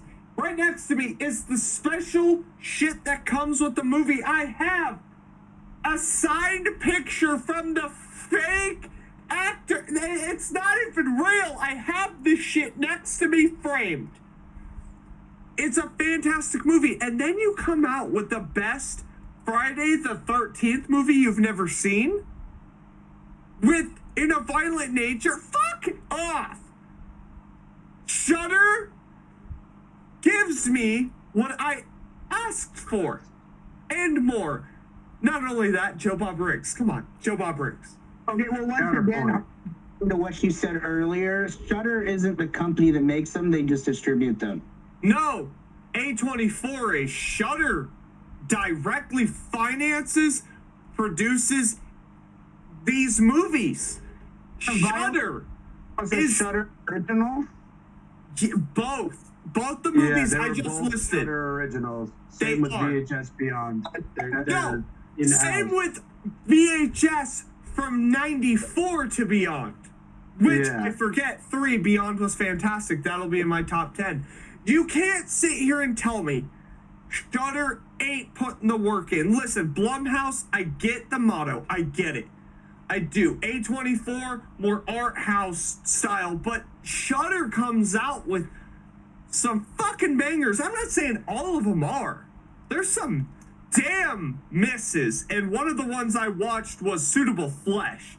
That movie was a miss. I did not enjoy that. It was based on a fucking script from the guy who directed The Reanimator, Stuart Gordon. I have to say that to remember Stuart Gordon every time. It was a script by Stuart Gordon before he passed. It just didn't work as a movie for me. There were elements. So sometimes Shudder's a miss, but you can't fucking sit here and tell me, like Late Night with the Devil, In a Violent Nature, VHS Beyond, 3 fucking movies this year. They're all bangers. I'm sorry. Shudder should be doing Universal monsters. I trust them with Dracula. You may disagree, G1. You ain't seen In a Violent Nature. Watch that. Watch Late Night with the Devil. I have seen all 3 of those, and I still say, this might be controversial, give it to Del Toro. Yeah? No, the monster, the Universal monsters. Yeah. No, Dracula. Just Oh. Dracula. I don't know. Shit. Listen, We've bro, seen no. I'm not Dracula saying no. I'm not is- saying no. I'm not saying no. I'm not saying no. Uh, I'm not saying no. I'm saying I've seen his Creature from the Black Lagoon, and Yeah. I would love to see his Frankenstein. Ooh. Ooh, we're Real waiting quick. on it. We're getting a trailer apparently next month. Rumor has Also, it. with Del Toro, see, it's a kind of a little known fact, but it seems to be more commonplace now. Dracula, when it originally came out, had a Spanish Dracula version, which wasn't Bela Lugosi, which many consider to be the better Bela Lugosi Dracula film. Guillermo del Toro, I'm just saying, that shit's right up your wheelhouse, and I'd be fine with it. That shit of that He that did shot. He did his vampire movie before, so Yeah, he did. Kronos, bro. What? I'm Yeah. talking about Blade. What are you talking about? Blade 2, motherfucker. I'm talking about Blade Kronos. 2's. Listen, Blade Blade 2's the best Blade movie. No, it absolutely is. It is. There's no doubt about it. that. There's no But doubt this about was that. before Blade 2. This is before anybody knew who Del Toro was. God damn it! What's he doing right now? What it He's should be on a. Frankenstein. It's taking too long. Blame Netflix.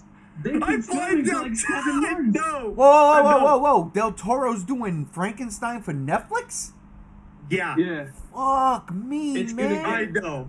it's gonna get a theater release though. Okay, because It's gonna get that's a something theatrical. I would go to the theaters to see. I don't know what it is. Absolutely. I'm a Frankenstein buff. I don't know why. Maybe it's a zombie thing. I don't know. But I'm telling you, one movie that I was like, it's a found footage movie. It's called The Frankenstein Theory. It's fucking great. It's fucking Really? great. It's so good. I'm like, I love this idea that Frankenstein was actually real. It was a real creation. Dr. Frankenstein, the monster, all that shit. And they go out to the fucking Arctic to look for it. And, it's called The Frankenstein Theory. I mean, we're on this Universal. It's not necessarily Universal, but it's Dracula. Do you want me this year? Well, I've seen it several times, but Nosferatu, 1979. Wow, what a movie. What a Fucking movie. fantastic. What's coming out this year? Robert Eggers. Oh my God. I gotta see The Norseman still. I'm terrible. But The Witch. Yeah. The Witch. Can we The talk Witch. about The Witch and The Sure. Lighthouse? The Lighthouse. Oh. Fuck, they're good. Oh. See, I like this movie called From Dusk Till Dawn. Oh my fucking Yes! God. Robert Rodriguez and Quentin Tarantino. Both hacks. What is I'm he? just What fucking is, with what you. the I'm fucking Here with we you. go again. This man's spouting out his ass. I just Listen, love, bro. I love You're pissing not off a G1. You are not a hack if you've made one of the quintessential trilogies of all fucking time, Spy Kids? which he did. Yes, Spy Kids. It's true. It's They're true. You do They're not good. get more cinematic. You don't. Fuck Godzilla, fuck the Avengers, fuck them all. Spy Kids 1 through 3 through cinema. And I'm gonna be on the grown-up side of things and be like, the Mariachi trilogy, huh? I'm just saying. What's the Mariachi trilogy? Real quick. What? The Mariachi, Desperado, and oh my God, that one doesn't count. The one with Johnny Depp. To be fair, I haven't Big Trouble seen in Little Desperado. Mexico. Fuck. Zorro. Zorro. First off, He I covers his love face with a Zorro. bandage. I love those movies. I do, but I am also an Antonio Banderas mark. All right, Oh yeah, that Antonio man. Banderas. Come on. You can ask my wife. When we was together, I'd be like, see that guy go gay. Had a for man me. crush? I had a man crush. That's my man crush, and he could have been Batman at one point in time. He wanted to be Batman, and I would have been like, fucking do What it. the fuck? Fucking Hold do up. it. DC, what the fuck? It's too- Antonio Banderas. It's as too Batman. late I'm not Turn only back down. now. Fuck. No. We got From Dusk, Battinson, bro. We're good. from Dusk Till Dawn, fantastic movie. I love that movie. Ignore the sequels. One of the sequels has Bruce Campbell in it, unfortunately. One of his very bad casting. I always come back to this. Bruce Campbell, why didn't he become a leading actor in everything? No, Bruce no, Campbell's no. a good actor, Because man. no, he did. In television. In television. Briscoe County Jr., I know. There was a lot more than just Xena that. and Hercules, And- I know. He also did another one where it was like, I don't want to say Miami Burn Notice. Vice. Burn Notice. It was Burn Notice. Yes, I know. I am a secret Bruce Campbell lover. Not really secret. I love Bruce Campbell. I know his roles, but like as a leading man, He was a leading I get man. why he did it, but come on. The Evil Dead trilogy should have been enough. I rewatched Army of Darkness recently. It's so good. No, I'll tell you why. No offense. No offense. The first Evil Dead is something to behold. The second Evil, and I love all three movies, but the second Evil Dead went comedy. They were like, we kind of ruffled feathers with the first one, so let's remake it, right? But let's do it a little slapstick. And then we got Evil Dead 2. And still, it was gory, it was crazy, but they expanded the universe. And then a fucking Army of Darkness is straight up, it is a comedy. It's a horror It's comedy. an adventure comedy. I know, It's- but then you look at Ash versus the Evil Dead. Which came 30 years later. That don't count. I know, Raimi. What the fuck? You know, JR, you're a Kevin Sorbo fan. Have you ever seen the werewolf movie Never Cry Werewolf? I haven't, but I have seen Let There Be Light. Kevin Sorbo Christian film. It was great. All right, let's ask It this question. wasn't. Let's ask this question. Horror, Alien, Xenomorphs. Oh, We've fuck got you. franchises here. Where do we put this? More. Where do we not just the individual movie, but a franchise as a whole? Like, has it suffered? Because I know me and Chase's answer. Or resounding yes. I believe so. See, the first movie is exactly what it needed to be. Mm-hmm. Horror. All right. It's the late 70s. Technology is booming, quote unquote, right? They make a movie about a fucking alien, and it is fucking downright scary. There's no gun. It is a legit survival horror. That's what that movie is. Yeah. Yes. Nails it. Perfect. You got the perfect fucking villain in the Xenomorph. Nails it. Then Aliens, it becomes more action horror, right? My personal favorite, to be honest. Again, you put the military in anything where they can shoot shit, I am down. Nails it. Alien 3, sure, why not? Alien 4, sure, why not? Then you get the Ridley Scott coming back, Prometheus Covenant. Yeah, I'm not talking about those. And then Romulus, right? Which is a throwback to the original. Let's go back and let's do this. And can Alien be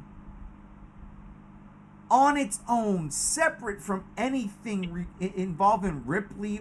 And I mean, we have seen things not involving Ripley, but in that sense, see, Dark Horse Comics kind of nailed it. Fucking Marvel, well, at least the first two runs that I read, was really fucking good with doing what they were doing. Can Aliens be a horror franchise that can maintain quality? Being that it's just, I don't know. They're like zombies. How do you do it? But with Aliens, I think it's better. There's more drama. There's more drama. It's more drama. Who do you want to see get killed off? You create really likable characters. One of them has to get face hugged, right? Oh no, that's the problem with Romulus. I don't care about none of these characters. I don't care. So when one of the people that you least care about gets face hugged, you're just like, well, whatever. Granted, you could say the same thing for the first movie. But back then, that's not how movies worked. That was a MacGuffin, a plot device just to move things forward. Today we want steaks. I want to put my opinion in this because I know a lot of people didn't like this movie, and just hear me out for a second. But the thing about Alien versus Predator Requiem, regardless of it being dark and not being able to see most of it, that film had a lot of really good concepts for the xenomorph for a horror. Like the alien going in and impregnating everyone in the hospital that was on maternity, the middle of the town fighting with the military and the aliens are invading like a zombie horde. Like, okay, like that was really good horror. And I think to answer your question, I definitely think Alien can succeed as a horror franchise that expands that way without following Ripley or characters. It's just Alien, unfortunately, suffers from the nostalgia bug, and how do we handle that? And like we said, it wasn't that Alien Romulus was terrible. It's just that it just did not hit the marks that we were expecting and hoping to be. Because look, if you I still think about that trailer, and that movie could have been one of the greatest alien horror movies. If it followed suit to what I was expecting, what I thought we were going to get. But I think that Alien for sure definitely can follow with that type of, and it definitely can have more horror-esque type, gory, bloody, tense sequels, I think for sure. That's the thing. I think AVPR highlighted that really, really well. Even Predator in that movie was fucking terrifying. Predator's terrifying in his own right, but still, the Alien in that film, I was terrified of Alien watching that as a kid. I love Alien, but I wasn't afraid of Alien and Aliens or any of the sequels. But in Alien and in AVPR, I was like, hey, these guys are pretty creepy. I like that. I agree with that. As one thing, I gotta be honest, AVPR is my favorite Alien versus Predator movie. You just can't see it. You just can't see it. The thing is they're going to be putting out a remaster of it, and it's going to have a resolution. And they're gonna make those darker scenes brighter. So, and here's the deal with that. There's a lot of cornball characters in that movie, right? They deserve to die and shit. And then that is what kind of drags it down. But as far as the Alien and Predator stuff, like you just said, Chase, the alien doing the Pred alien doing the impregnation, in the fucking maternity ward is insane. That is a crazy concept. See, Alien Romulus, crazy concept. Not what could we do that could be like the Queen, but ain't the Queen that we've seen 3,000 times. Oh, let's do some weird ass hybrid thing. It's all hybrid. No, what we need to do is just focus on Big Chap. There's the movie. You started off finding him, getting him. That's the movie we want to see, Big Chap. And what could we do that makes it different from the first Alien movie? Well, Big Chap should be trying to create eggs out of humans because there's a whole fucking mob of xenomorphs in Romulus. So how did that happen? That's the movie I want to see. That one. Yeah, that's the movie what we should have got. Really? that comic that's coming out. Oh. Man, it burns me that that's what we're getting and not an actual movie out of that. That's what Romulus should have been. That's what Alien Earth should be. I'll be honest with you. But I digress. I don't want to talk about Alien. We don't have to. Well, we don't want to talk about you either. We don't have to. It depresses me. You know why? Because they just, after Aliens haven't done shit. I haven't seen Romulus. The wifey went and saw it this week. She fucking loved it. You know what's fucking crazy? Because I was in bed. Wednesday morning, she calls me. We're talking on my break. And she's like, babe, I'm like, what's up? She's like, I know you. I'm like, yeah, we've been together almost 10 years. You know what I like, you know what I don't like. And she's like, you're gonna like this movie. I'm like, I don't like the how Big Chap survives. She's like, shut the fuck up. I was like, what do you mean? She's like, shut up. We're gonna watch this shit. And she said this. You will love this movie. And I'm like, all right. So when That's it a drops, podcast. I know that's gonna be coming. I don't think I will I don't watch it think when it she's finally right. drops. I don't think I she's will right. watch it. I don't think she's right. It's dropped. It's out. It's I know, out now. I know. On streaming? Yeah, it dropped this week. Like Hold on, get on going. what? I don't want to pay for it. It's on everything. It's on everything, so you Okay. can find it. I'm gonna look into it because you know what? She straight up told me I'm gonna like it, and I said no, I'm not gonna like it. She's like, fuck everything you've heard. I'm like, what do you mean? She's like, you're gonna like it. Okay. All right. I just don't know what's there to like about the movie. No, That's- she loved it. She loved it. She went with the kids. They watched it in theaters, the dollar theater, and they all loved it. Not only that, the boy who's the eldest, he jumped several times apparently, and he was like, "Fuck that movie." There It might be actually scared him. one. There might be one Not- jump scare. No. One. No, hear me out. No, Hear there me is out. one actually. There's only one that got me. I was like, I know, but he actually got, and I've been showing these kids like Freddy Krueger, Jason, all this shit. I watch Alien, Aliens, Alien 3, Alien Resurrection with these guys. And like, to hear that the boy got jumps not only once, but several times in this movie, hey, I feel this is just a kind of sign of accomplishment that No. like they're so interested in the shit that they go see this and get scared. I love it. There's a difference from being scared from a jump scare because I it's know. and afraid of it No. and reacting Playing to, Silent Hill 2 remake. I know. reacting to a jump scare because it's a muscle nerve that reacts to I you. just said I know. I've been playing. You know, but I'm just saying, if you're gonna want us, if Alien Romulus is not an alien movie, that's the problem. Hear me out. Don't say shit. Don't say shit. Because I'm gonna watch it. I'm gonna watch it. Yeah, I'll disagree on that a bit. I do disagree on that, there, Chase. It is an alien movie because they are in it. They're xenomorphs in the movie. It's an alien movie, but it's just not Rob, what. Did you watch it, Rob? Yeah, he did. He's the only one I here that did. likes that shit. I do, and the only reason Okay. you guys don't like it is because it didn't adhere to your Hold on. expectations. Hold on. This You want to is fight? Yeah, let's no. fight. This is a separate podcast. This I is a got separate Doritos podcast. stuck in these Listen, knuckles, bro. I'm Knock gonna you some fucking. out your mouth. I'm gonna totally pull a Keemstar and say this is a different podcast.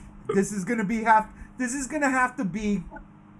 This is November After- 1st. No, it's not. No, it's not. That's No, it's not. That's Have the to make a sing-along. stupid movie and argue about No, it. it is because you know why? Because I got the 31st off. Juwan got the 31st off. Whoever else got the 31st off. We're watching Freddy vs. Jason and live streaming our reactions to it. Are we really? When did I I agree to mean, that? I told you that 3 weeks ago. the more that's come out about Alien Romulus, it is Ridley Scott had more of his hand in it than Fede Alvarez was allowed. I could see Listen. that. Oh, I could see that. I Hold can up, see hold that. I can see that. Hold up. But I still I- like it. I just personally, I'm gonna watch it. I'll form my opinion. I've gone 2 months without seeing it. I heard everyone's take on it, how I thought it was fucking stupid. I'm gonna watch it. I'm gonna watch it. And I will tell you, lovely gentlemen, how I feel about it, because when it comes to certain things I'm very passionate about, you know, I rant or I gloat. And we will see if I was right or wrong. And I'm not afraid to admit when I'm wrong for this podcast. all VHS these. 99. I swear to fucking God, That's a dude, good movie. It's live on my channel too. That's a It's good live movie. there. I sat there and sorry. said, "Yo, I thought this shit was ass. Why is this hitting?" We were doing it. It was clicking. You know what's ass though? 50% of the Wreck movies. What the fuck? Out of the 4.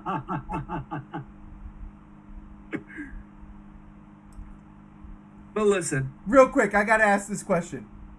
Yeah. Freddy versus Jason. We're doing it early Halloween, right? Like, absolutely, we're doing it like I wake up, I shower, all get right, some as breakfast. long as it's a wake up thing because I'm up. Well, you know what's by going like down 3 next week, o'clock, right? Like, by 3 o'clock, I'm like, all right, get into No. costume, get Hard. outside, trick or treaters, scare them. your and 3 then I gotta is do my my thing. 4. I got a projector to set up. I got a screen to set up. I got a fire to get going. I got a dress. All right, good. Yeah. Hey, did you watch Trick or Treat? Yes. What'd you think? If it's a slasher film, which it is, save it. I thought, Shut the. I saw- watched Trick or Treat and I thought they were dumb. Wait, what did you say? What did you say, Chase? I didn't hear you. I watched Violent Nature and Trick or Treat in the same day and thought they were both dumb. Well, I'm gonna say that I didn't think Violent Nature was dumb. I just didn't think it was impressive. Oh shit! So I have not watched In a Violent Nature. I don't know if I will. I have Shudder, so I might have to watch it this weekend. But Trick or Treat made I'm me good. mad, bro. It shit made me really, really fucking angry. Really fucking angry. And I said this already. I said this 3 times. I hurt my throat just now. I heard it. Said It this hurts. 3 times. Chase hurt me. Trick or Treat pisses me off so fucking bad because I look Stop at it. Stop. that. No, stop. I'm going there. I look at that Stop. movie and I look at Krampus and then I look at the fucking God of all gods and I see the You shit gotta stop. he You made. gotta stop. You You gotta fucking stop. kidding? Good. You fucking kidding? Just because he made good monster fight scenes? Fuck that. Don't make a good movie. The movie's terrible. Yes, it does. Fuck my no don't. Fuck Michael Dougherty. Invasion of the Fuck him in Astro ass. Monster. No, because that's a good movie. That's just a good It is a movie. good movie. With the inventor making a sound that's gonna hurt the alien's ear. This dude didn't do none Okay, of that Terror of shit. Mechagodzilla. The only thing what? Terror of Mechagodzilla is better than Godzilla versus Mechagodzilla. Are you out of your fucking mind? Trick or Treat. Are you out of your mind? Yeah, I'm losing the connection here, guys. And me Listen. and Rob falling asleep. You I'm not falling guys. asleep. It's just like I just want to hear Ray's take on Trick or Treat. I know What's so bad it's hard. about it? It's hard. It's not bad. It's not bad. That's the problem. It's not bad. Yeah. Trick or Treat is Okay. great.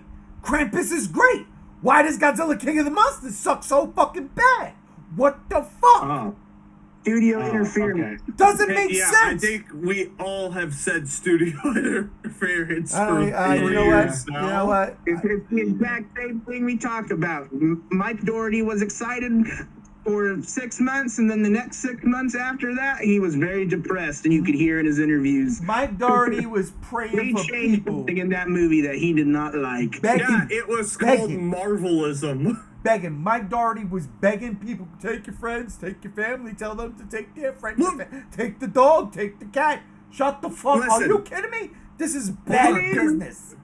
Right. Trick or Treat, though. Like, King of the Monsters, I get it. I get Mike- you gripes. All right. Look, all right. I'll take everything back. I've I'll been take everything waiting. back. Michael Dougherty is a fantastic horror director. Trick or Oh. Treat was fucking dope. I loved it. I saw Krampus first. God. I fucking loved Krampus. I loved the zaniness, yet the fucking horrified. I was horrified by it. It was horrific. I loved Krampus. I hate Christmas though. That's why I loved it even more, right? Trick or Treat was perfect because I love Halloween, and to me, that is a perfect Halloween movie, right? Like it's a perfect anthology. That was a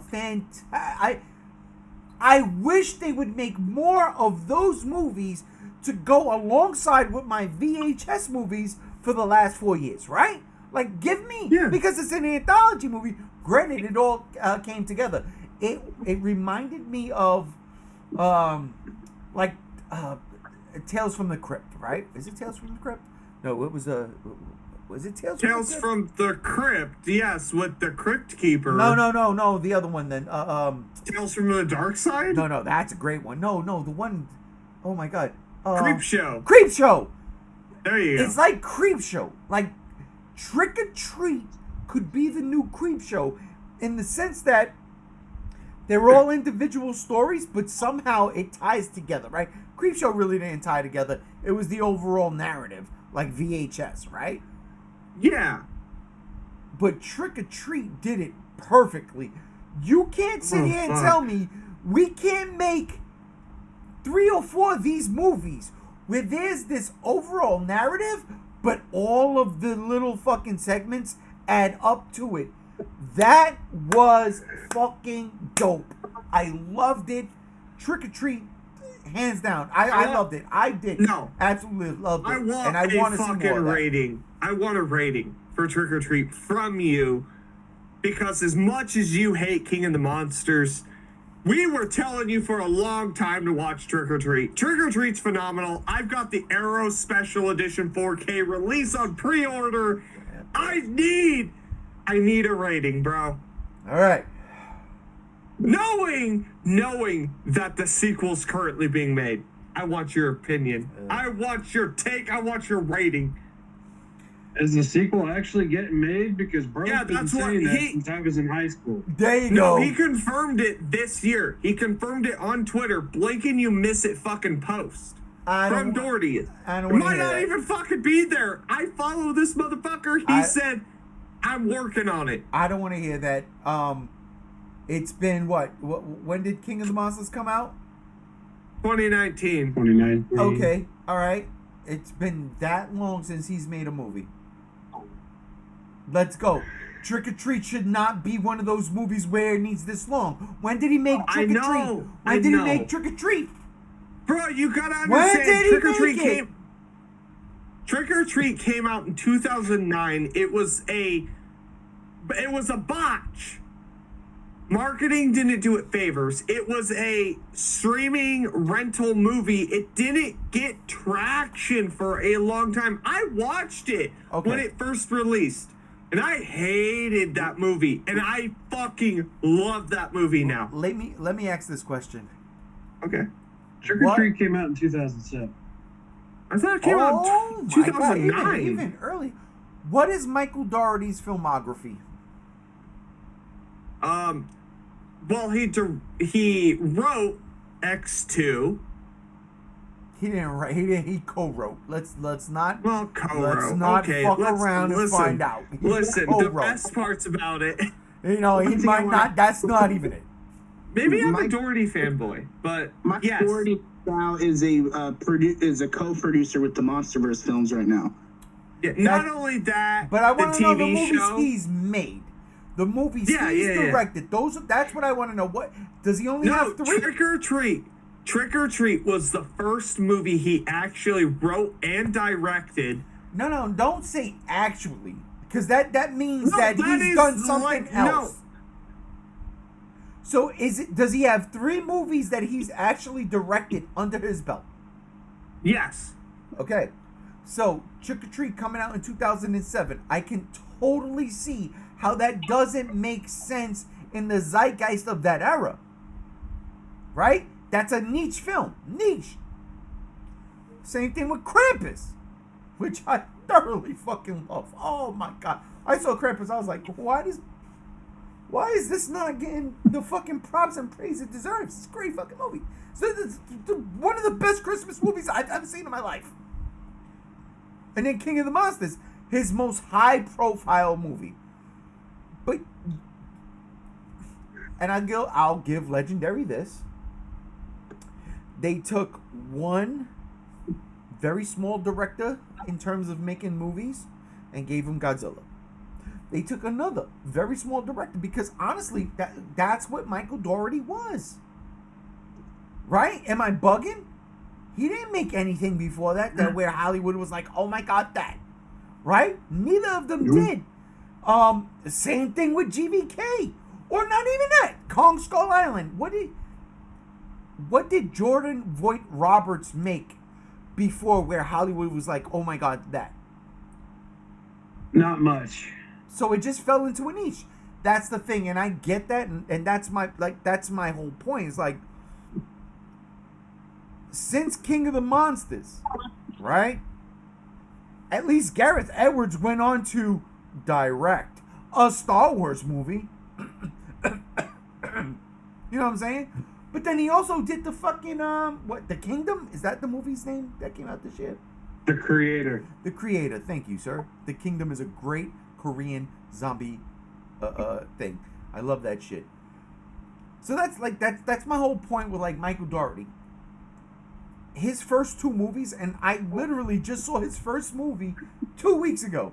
So yes, no, I get props because I saw a Halloween movie in October. I get props. Check.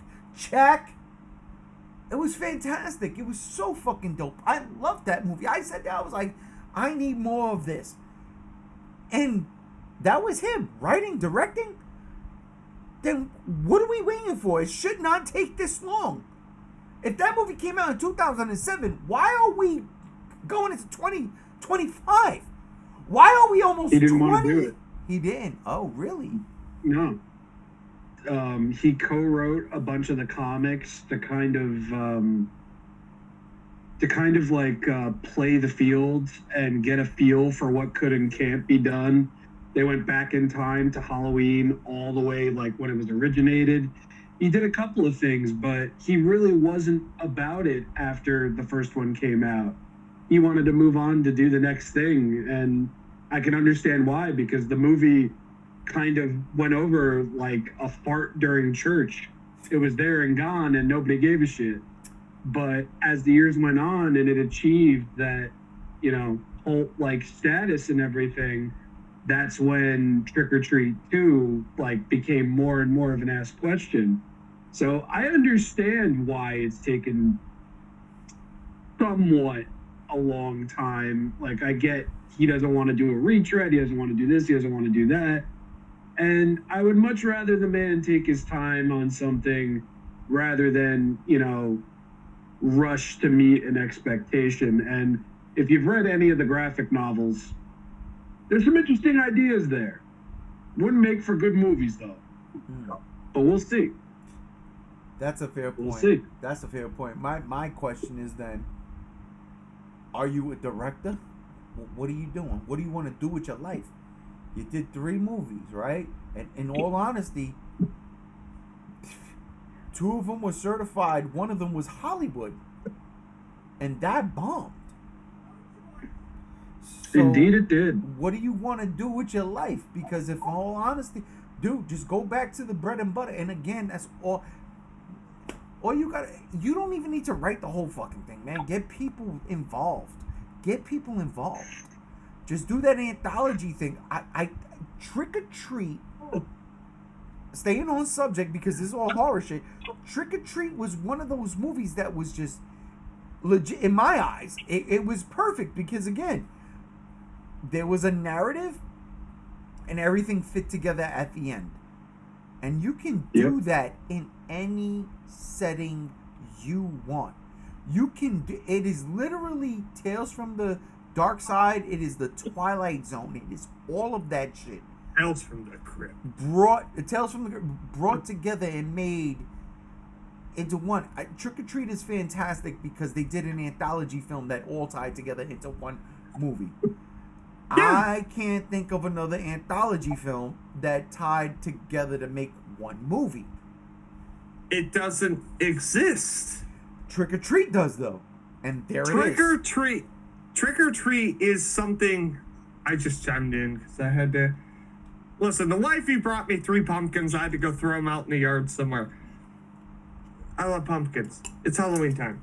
Trick or Treat is the quintessential watch for Halloween. Not only that, Sam is and will forever be the Halloween icon. Halloween officially has an icon, and it is Sam with that smiley face, jack-o'-lantern, half-bitten sucker, and his overalls, which you guys seen me wear a million times on stream. He is and will always be the Halloween icon. Trick or Treat is to Halloween what National Lampoon's Christmas Vacation is to Christmas. I like that movie too. You're making terrible examples here, buddy. It may seem that way, but I mean, not only that, I don't like anthology movies either, so that's another thing. that's fair. That's fair. That is But fair. the overarching story. Listen, I love all the seasons of Tales from the Crypt. I have them all. I watch them regularly. Demon Knight still being my favorite motherfucking Tales from the Crypt movie. So that shit Billy in theaters. Zane as Satan. Goddamn motherfucker. Goddamn Listen. motherfucker! Flash off of Titanic, mind you. Listen.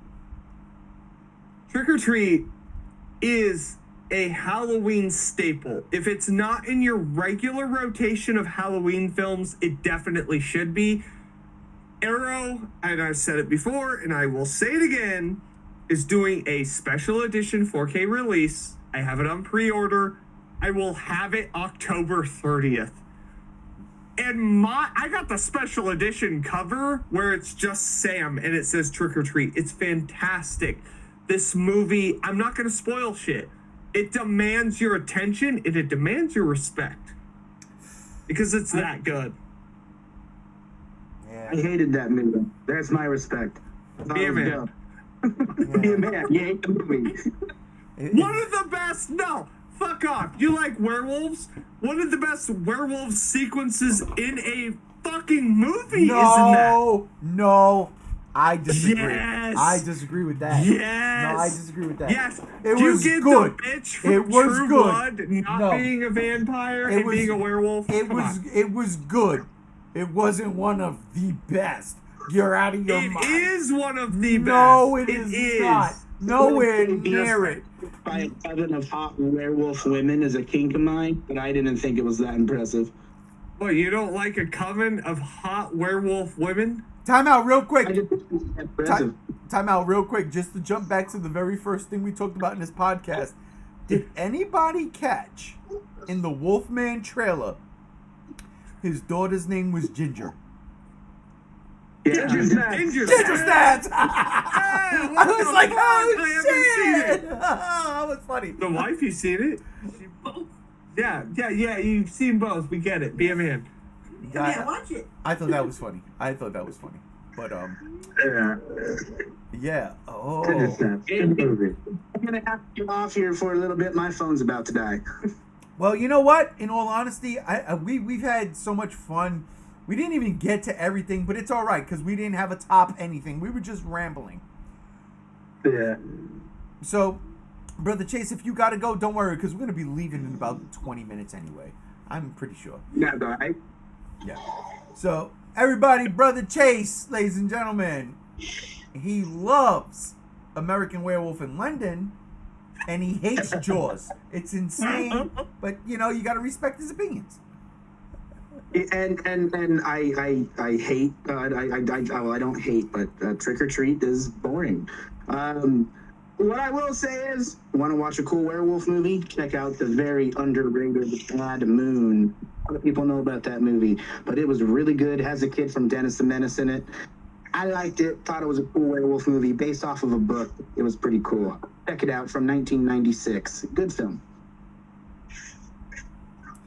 All right. And I love you guys, each and every one of you. It was fun talking. I would love to come back and talk more eventually another time. But yeah. Later, Brother Chase. Bro. You guys take care. Take care, brother. All right, and then there were There three. he All goes. right, let's Number all right, 3. let's get into it. The Descent. That first movie was fucking something special. I really loved it. We needed a movie like The Descent at that particular time. And Rob, I don't know what you're doing, but Fuck. I'm gonna put my finger right there. The Descent. At that point in time, we needed something like that. A creature feature, just out of the blue. Why not? And it did well. So I'll ask you, Rob, what did you think of The Descent? Hot air. Hot air? What? Hot air. I don't see what makes this movie special in the slightest. Holy shit. Believe me, nobody's more surprised than I, because that was one of the movies that I skipped for like the longest time, right? And upon finally seeing it, I was excited because all these years people are telling me, Bobby, that's what people call me. Bobby, like, dude, you gotta see this movie. This is like right up your alley. And I remember just plopping down, putting the disc in, watching it, and it's like, I mean, it's okay. I don't see what the big deal is, though. This is another one of those cases of, just like people hyping it up, and then you finally get around to watching it, and it's like just okay. I get where people are coming from, especially in that time frame, of course, because at that point, Saw was running rampant. We had that going on in theaters every fucking Halloween to the point where news stations were reporting on it. News 12, I don't know if you remember, Ray. No, I do. News 12, Brooklyn. And, yeah. But, I really don't find The Descent to be, like, really this pinnacle, especially at the time, like, personally. That's just me, though. I've seen it maybe 4 or 5 times, and it really doesn't do much for me. Shit. No, I remember when that movie came out, everybody was like, The Descent, The Descent, The Descent. And I was, like, passive about it. I was like, it's fucking vampires, bro. Like, they're subterranean dwellers. Like, what? Whatever. Then I actually watched it, and I was like, I dug the concept of, like, spelunkers, right? Like, that's what they were. It was spelunkers. Yeah. Go into these caves of North Carolina, and they come across a nest of, I wouldn't say they were vampires, but subterranean fucking, they were chuds. They were chud. Yeah, they were. It's the chud fucking reboot that we didn't know we needed or wanted. Yep. Absolutely. But the chud. But the chud. Chud 2 is one of my favorite zombie movies. Dude, those chud movies are, people need to see more of those. More people need to see them. Because they're little fucking gems, they are. Which, God, why does that unlock a memory in my brain? Ray, you remember the sci-fi made-for-TV movies they would put out ever so often? Yeah, I think there's one I'm going to be watching real soon, Not of This World. Do you remember Sci-Fi Channel's La Chupacabra movie?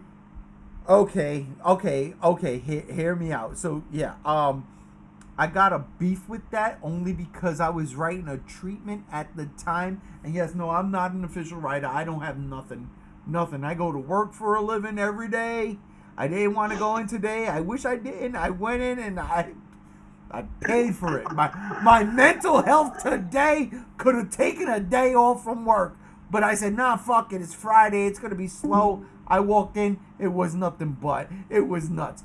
But I digress. I think that's 4, maybe 5. Maybe. No count. Back in those days, I wrote a treatment. Or I started to write a treatment. I've got an outline. There it is. Of a Chupacabra movie. Story. It is sci-fi. Go and drop that shit. It had nothing to do with what I was doing. But I was just like, no, I can't do it because they fucking did it. God damn. And it's totally different. And That's my one-track mind of thinking too. One track way I can't even talk. Oh my god. What are we Nothing doing? will crack me up further because that movie terrified me as a small child, and I finally got to sit down and watch it recently. And Jesus fucking Christ, what a terrible goddamn movie. The Chupacabra takes a fucking cruise. It's Jason Takes Manhattan all over again. No shit. No, that's nothing what I was going with. No, like, dude, I remember, again, that movie fucking, like, destroyed me as a child. It's like, I couldn't, my mom owned a boat, so you imagine how that fucked me up. But, dude, sci-fi made-for-TV movies were one in a million. Ever so often, I mean, what was it, like, Mecha Rottweiler or something like that? Ew. Yeah, like you got stuff like that. You had the Nazis who made a super soldier zombie thing. Dude, there's so many, too many to fucking count. See, But it's crazy you saying all that shit, and I think about it now. I couldn't put myself to watch any of that because I knew how bad they were, and I was like, no, I want quality. I want CBS quality, 8 o'clock movie, fucking quality. That's what I want. I don't want this sci-fi shit, this fake ass reboot, Beast Wars CG. I don't want none of this shit. yeah, You know what I'm saying? Am I lying? Am I lying? Come on, brother. You know I'm telling the truth. Wars look better than most sci-fi shit. Come on. That's what it was, man. That's what it was. That's what it was. And I was just like, because, you know what kills me? It's like, it's the genre I love. Oh, I want all of this. But then I'm looking at the shit and I'm like, but where's the fucking suit? And it's not there. Yeah, where's the dude in the suit? Which I will give the Chupacabra that. It was a guy in a suit. I'll give it that. It was practical. Yeah, it looked like he was chewing on fucking hamburger meat when apparently he killed a Shih Tzu and everything. But what fucks me up about that movie, watching it as of recently, it's like whenever this thing moves, it's that terrible sped up footage effect.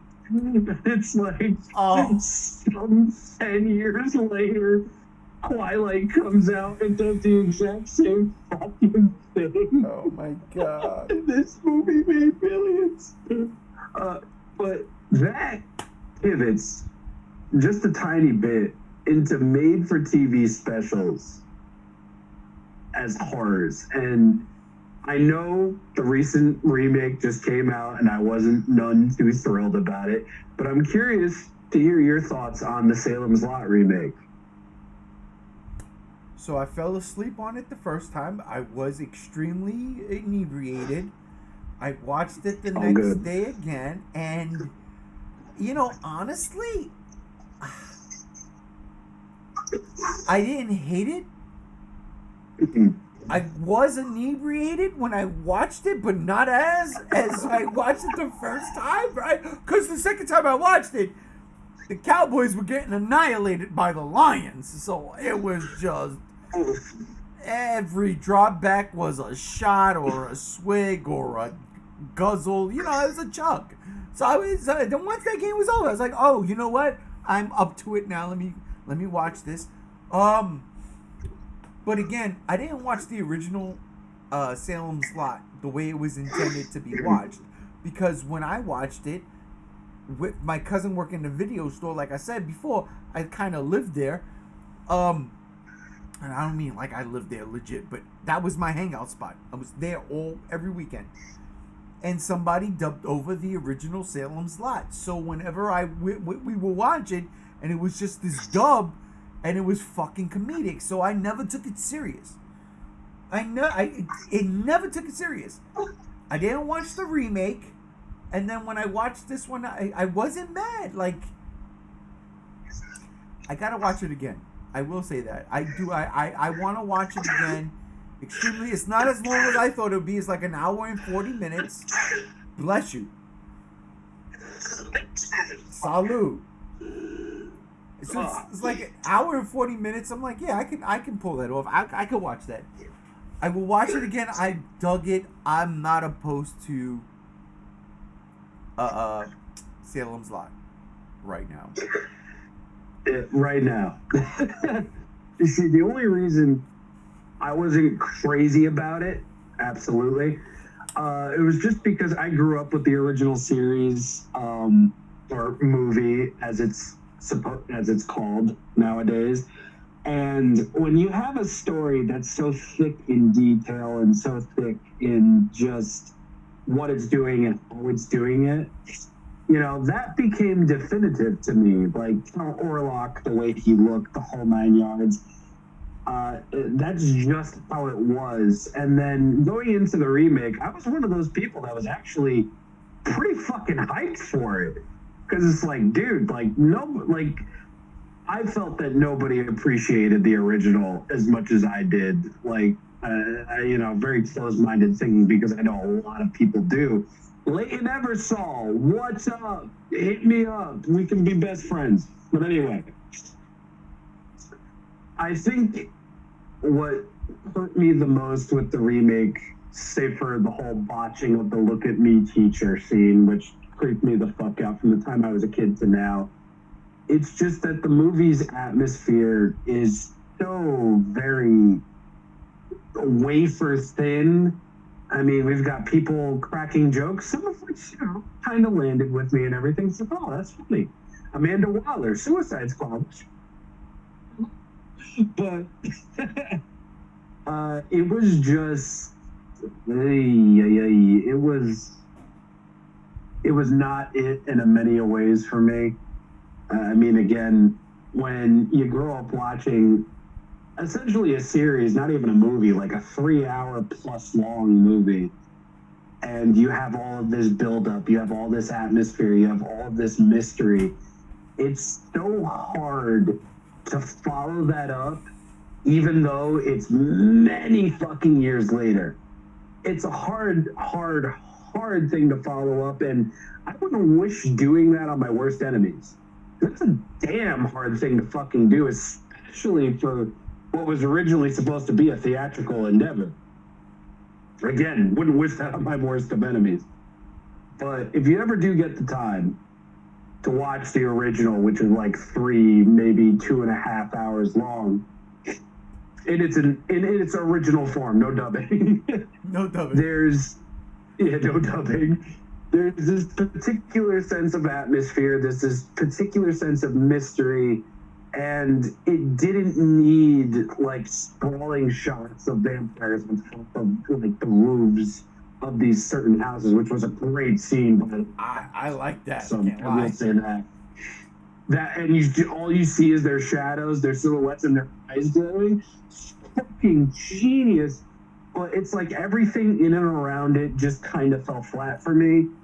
And I don't know if that's because it just wasn't made a particular way, or if it's just because I grew up with this 3-hour fucking leviathan of a movie / series. And yeah, it bummed me out, especially since I had been following, that movie almost as long as I had Guillermo del Toro's Pinocchio. Like, it had been in the works for a while. Then let me ask you, what about Return to Salem's Lot? I have seen that movie once, and I will always remember seeing that movie once because it was the night I had my first beer. Oh, shit. Well, look at that. Come on, man. We gotta celebrate that. I mean, fuck. Shit. I mean, it wasn't great. It was okay, I guess. But I understand why it was made, because that original Salem's Lot miniseries, whatever the hell you call it, made for TV experience, that was such a hit. It was such a huge entity at that time. And I get it. I know why it was made, but good fucking Lord. That's like, what was that called?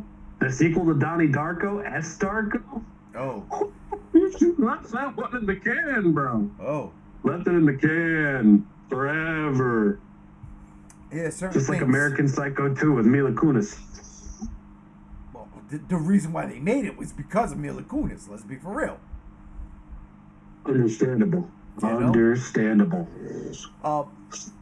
I definitely want to watch the original Salem's Lot. I want to watch the remake of Salem's Lot, the TV series. Cause back in those days, man, that's what they did. They did those made-for-TV specials. You look at V, right? That was a huge thing. Shit, what came first? Was it V? Salem's Lot, I think, came first. I think so. I think Salem's Lot came first.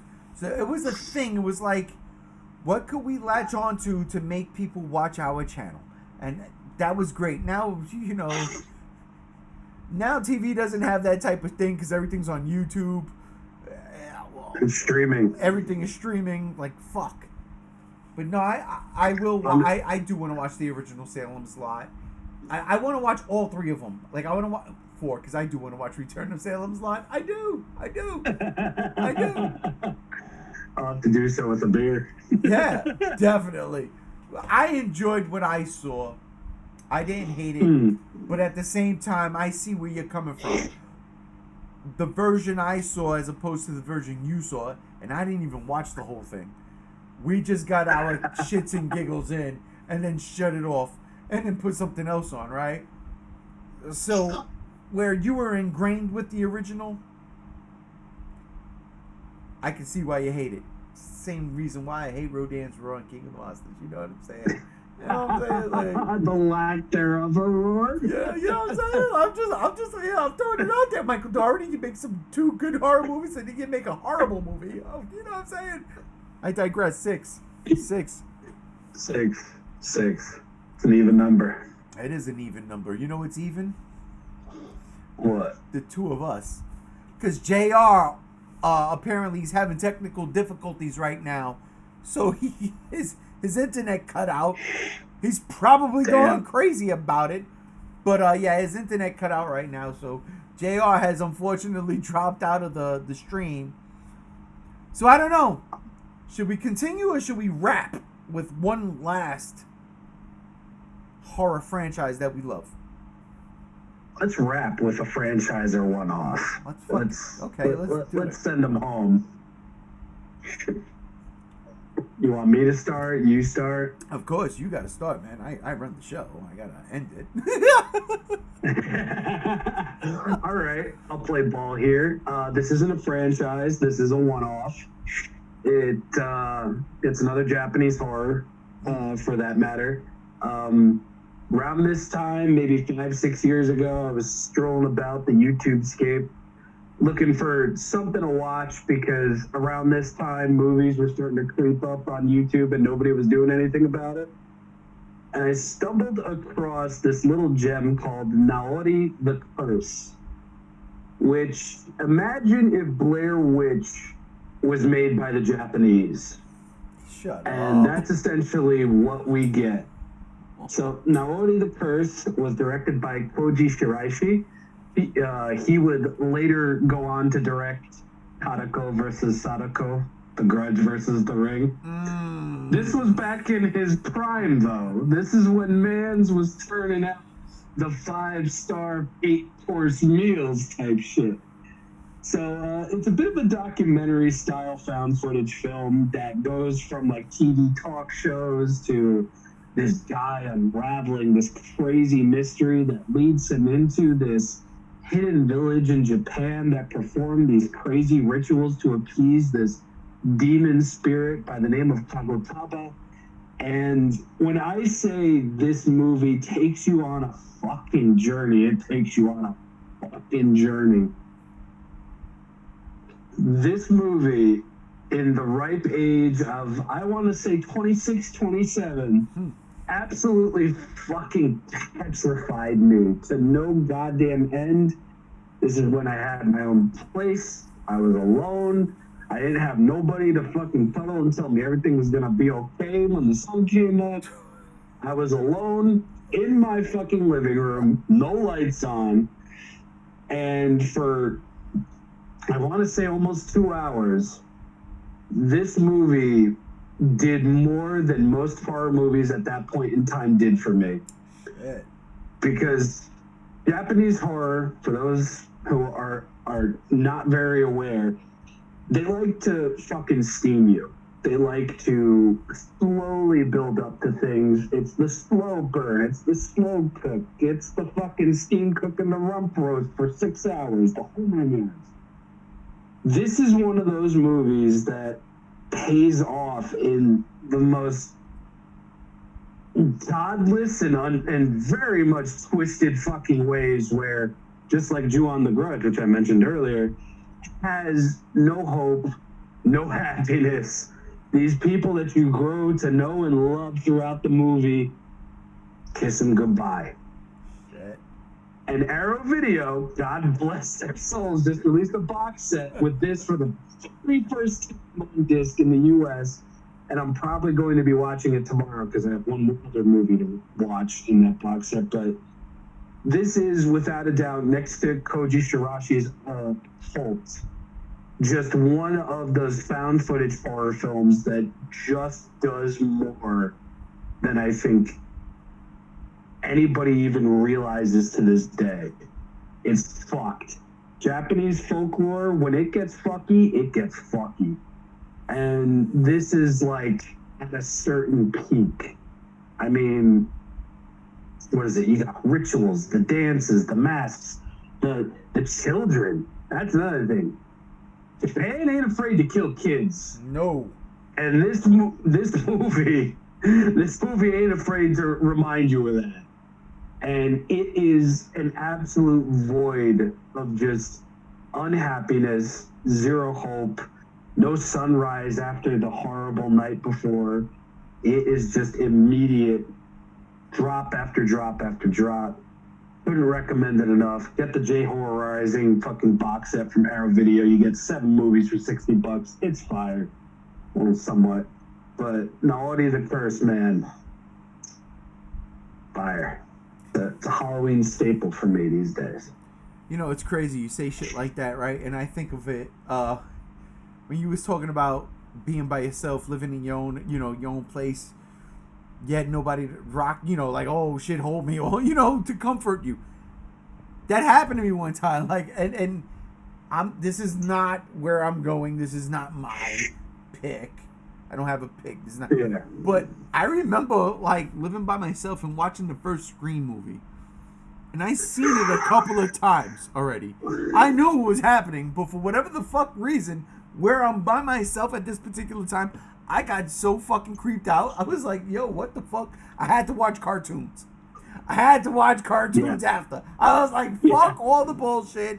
Put the goddamn cartoons on. That's what we're doing. It's crazy when you think of it like that, right? I'm like, I'm done.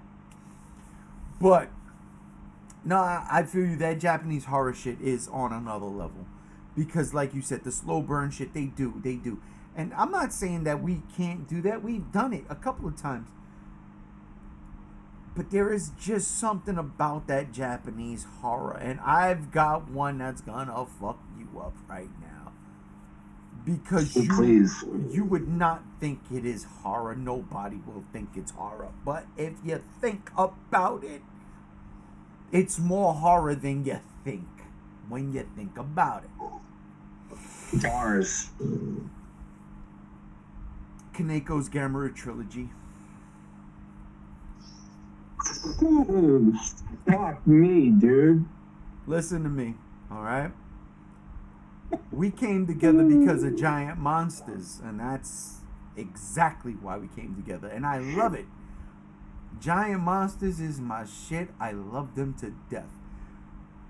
And one might have said, well, why didn't you say the original 54 Godzilla? Or fuck the recent Godzilla -1. I'll give you a reason. I'll tell you why. Because what Shusuke Kaneko has done with the Gamera trilogy, he created, and he blindsides you, right? Guardian of the Universe. Now this is fucking horror. Oh yeah. Yaus is horror. Absolutely. It's horror. He's eating people. It's the scariest fucking thing. There's giant fucking things eating people. You got to figure out whether or not your professor is alive. Oh my God, this is his glasses and that's his favorite pen. In this pigeon stool that is the size of a fucking, one-story house. What the fuck? There's horrifying elements in every single one of those movies. Whether it's Gaussian people on the island, in Japan on the train, right? Whether it's an alien invasion where the Legion swarm is killing conductors and eating people on the train, right? Oh yeah. Aliens with a giant turtle. Right. Or a fucking ancient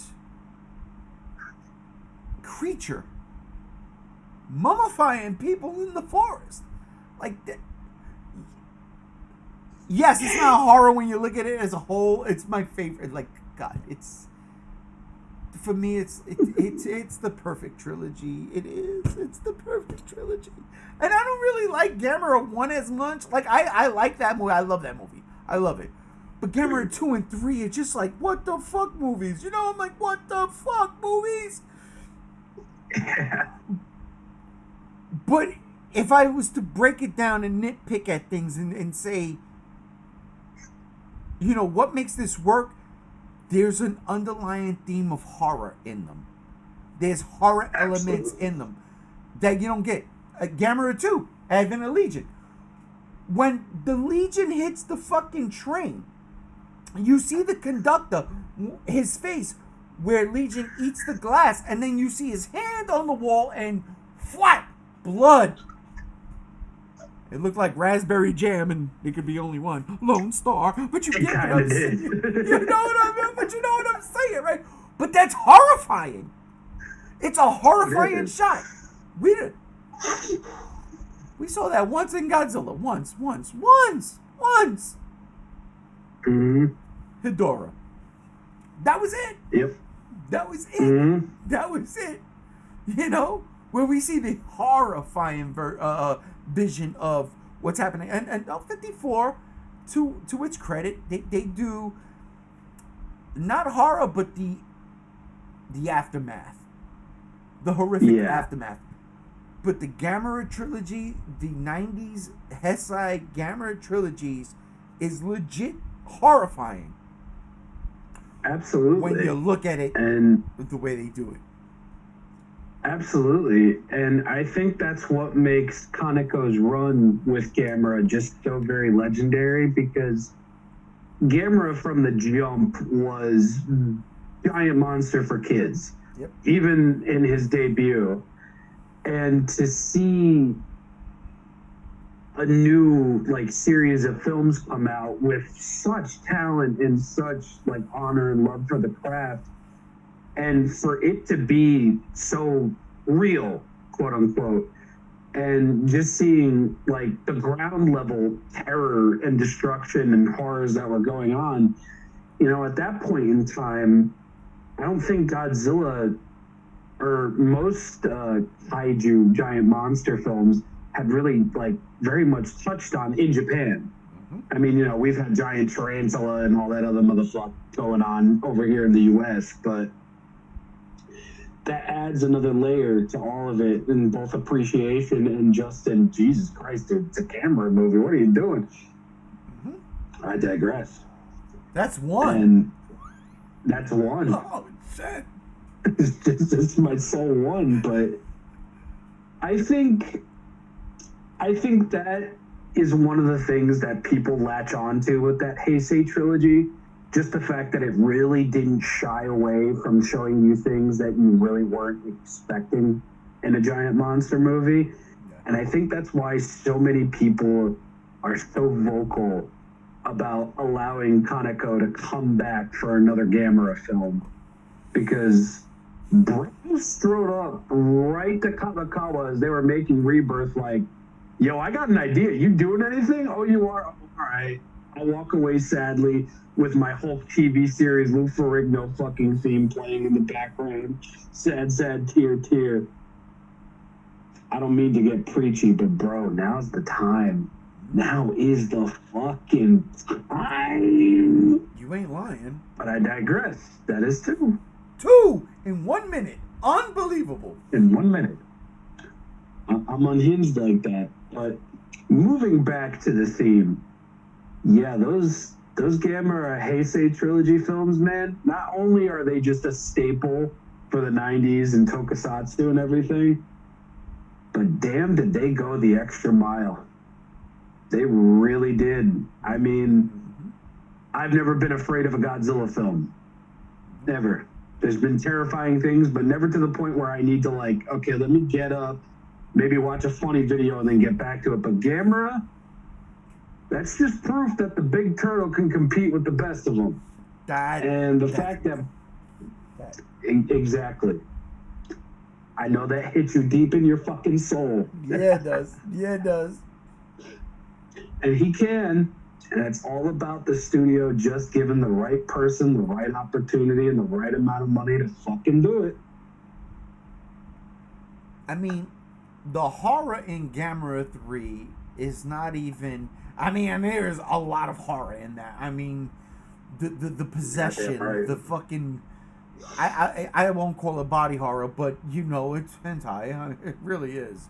But even before that, the horror is her horror for seeing her parents die from the first movie. You know, like, the connections that are made, and you just sit there and you're like, this is insane. How is this happening? Why? Like, what the fuck? Where's the fucking song? Where's the fucking song? Where is the Gamera song? It's not here. You ain't getting it here. You ain't getting it here. You know what I'm saying? Like legit, you start looking for the things that made you feel happy as a kid while you're watching this sad, depressing shit as a teenager, young adult. You're like, what the fuck am I watching? And again, is it the most horrifying thing out of, you know, everything horror we're talking about? No! But I had to throw this up there. And again, like I said, this wasn't a top 5, a top 3. This was just horror things. We're just throwing them out there. I had to shout this out because, like you said, you'd never really seen this from Godzilla. You might have in 54, -1, Shin even. Shin, there's definitely horror elements there, right? But it's more body horror. It's more body horror with Godzilla itself than feeling the horror in your heart when Gauss is eating people or Legion is, you know, eating people. Not that they're eating people, but killing people. Fucking Iris sucking the life out of people. Like, that is a certain horror we have not seen in these types of movies, especially Gamera. Yeah, even though Gamera was all about, you know, gore, which is fucking nuts when you think about it. Yeah, those were some bloody movies even back in the Showa era. I mean, decapitations, motherfucker with a goddamn knife for her face, chopping up the space Gauss and the Gausseroni. It was a time, man. It was a time, man. And not even Tadakawa, Daiei, because they made Gamera originally. Yeah. They were on some shit back in those days. They made some fucked movies. And after finally seeing some of those fucked movies, I can totally see why Gamera was so visceral from the very beginning, because wow. But not to turn this into a Gamera stream, but the dude's got to come back. He's gotta. You gotta. At this point in time, we need Gamera. We need Gamera only to get Toho to get moving. Because on a sequel. Don't sit on your fucking reboot. laurels. Oh, a sequel to the original, the Heisei trilogy. Oh no, I'm just saying like this. If Tadakawa greenlights a Gamera movie, Toho ain't gonna be playing around with no fucking, oh, this is another reboot. Toho's gonna want a -1 sequel. Absolutely.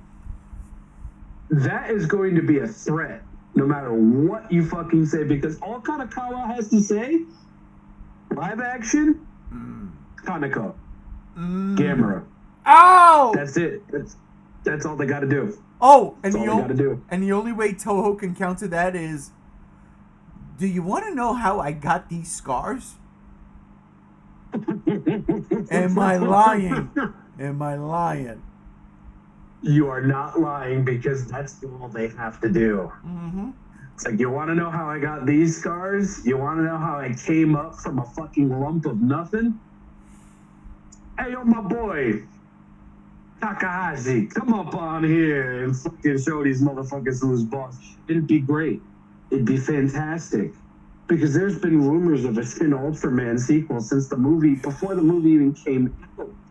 And you're gonna be sitting here and telling me that a -1 sequel, a Gamera reboot with the Heisei trilogy fucking leader, figurehead, fucking man of the goddamn hour, Kaneko, and Shin Ultraman with Higuchi, possibly Anno? Bro.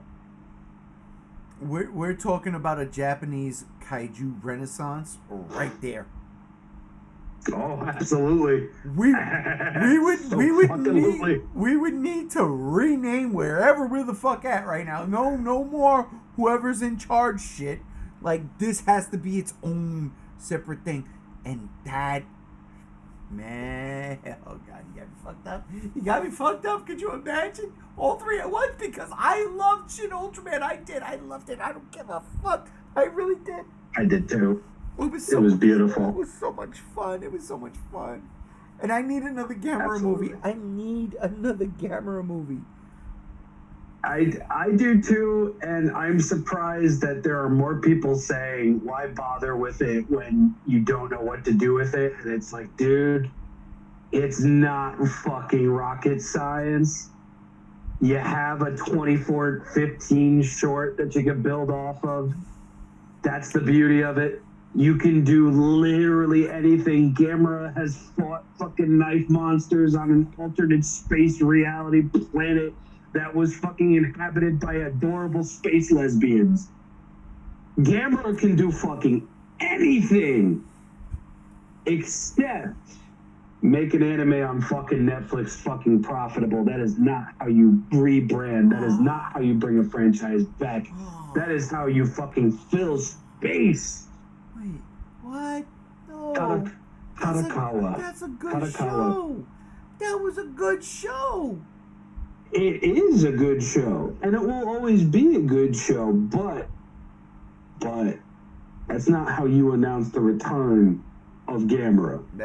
All right, that's fair. That's fair. I can't argue that. You announce it with a proof of concept trailer that you did, where we at? 24, fucking 9 years ago. That's how you do it. You announce it with a proof of concept trailer. And you just bring back the man who started it all. You bring back Kaneko, and whether or not you want to fucking reboot or continue, because I wouldn't be mad. Not at all. Not with either. And the sad thing is, Tanako and Kadokawa, they apparently have a bit of a history of them talking about rebooting other franchises that Kadokawa inherited from Daimajin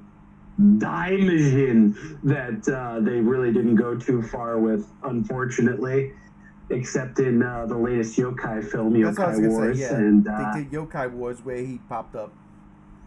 Yeah, and it's like, dude, listen, if -1 proved anything in Japan and the world, it's that period pieces will sell. If you can sell the trauma and the horror and the spectacle of it all. Gamera can do that. Gamera can fucking do that, bro. So what you're saying Daimajin can do that. So what you're saying is, we need Gamera to make sure Toho gives us more Godzilla. Honestly, I might be a little out of pocket with this, but since we're talking about Toho, and we know that Toho ain't exactly all up in there in the fucking noggin sometimes. Yeah, they're the Dallas Cowboys of the motherfucking monsters. Ow! I can say that. I'm a Cowboys fan. Fuck. I'm telling you, I'm telling you, the best thing that can happen to Godzilla right now is fucking competition. Exactly. They are the WWE right now. There's nothing in this way. And you don't need to do much. You really don't. No, you don't. Katakawa, all you need to do, again, the threes, live action, Taneko, Gamera. That's all you got to do. I'm not saying Toho's going to be running with their tail between their legs, but if you see what Gamera did versus what Godzilla did in that point in time, I probably want to bring back the director/writer/VFX director for fucking movie that got us a fucking American Oscar for the first time in our 70-year-old franchise. Yeah. And on that That's just note, me. Jesus, Mary, Joseph Christ. On that note, thank you all for hanging out with us for this almost 3 hours. We're going into 3 hours right now.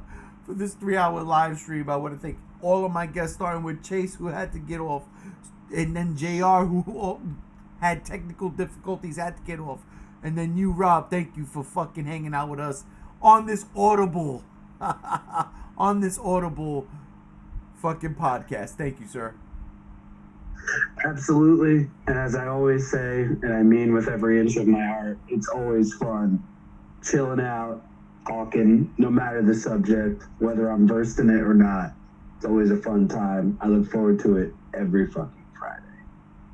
Beautiful. And I want to thank everybody out there who chimed in today, especially Anthony Manzano. Thank you, sir, for chiming in. Hopefully you hit that like button. Join us next week because we're going to do a simulcast. We're doing a simulcast. Me, here, at the G Show. JR, at JR's Gam, whatever the fuck he does. We're going to do it. We're going to do it. So join us, Slashers, next week. We're in. We're out. We're out. We're in. We're out of here. I am G1, and this is the G Show Podcast. Until next time, peace.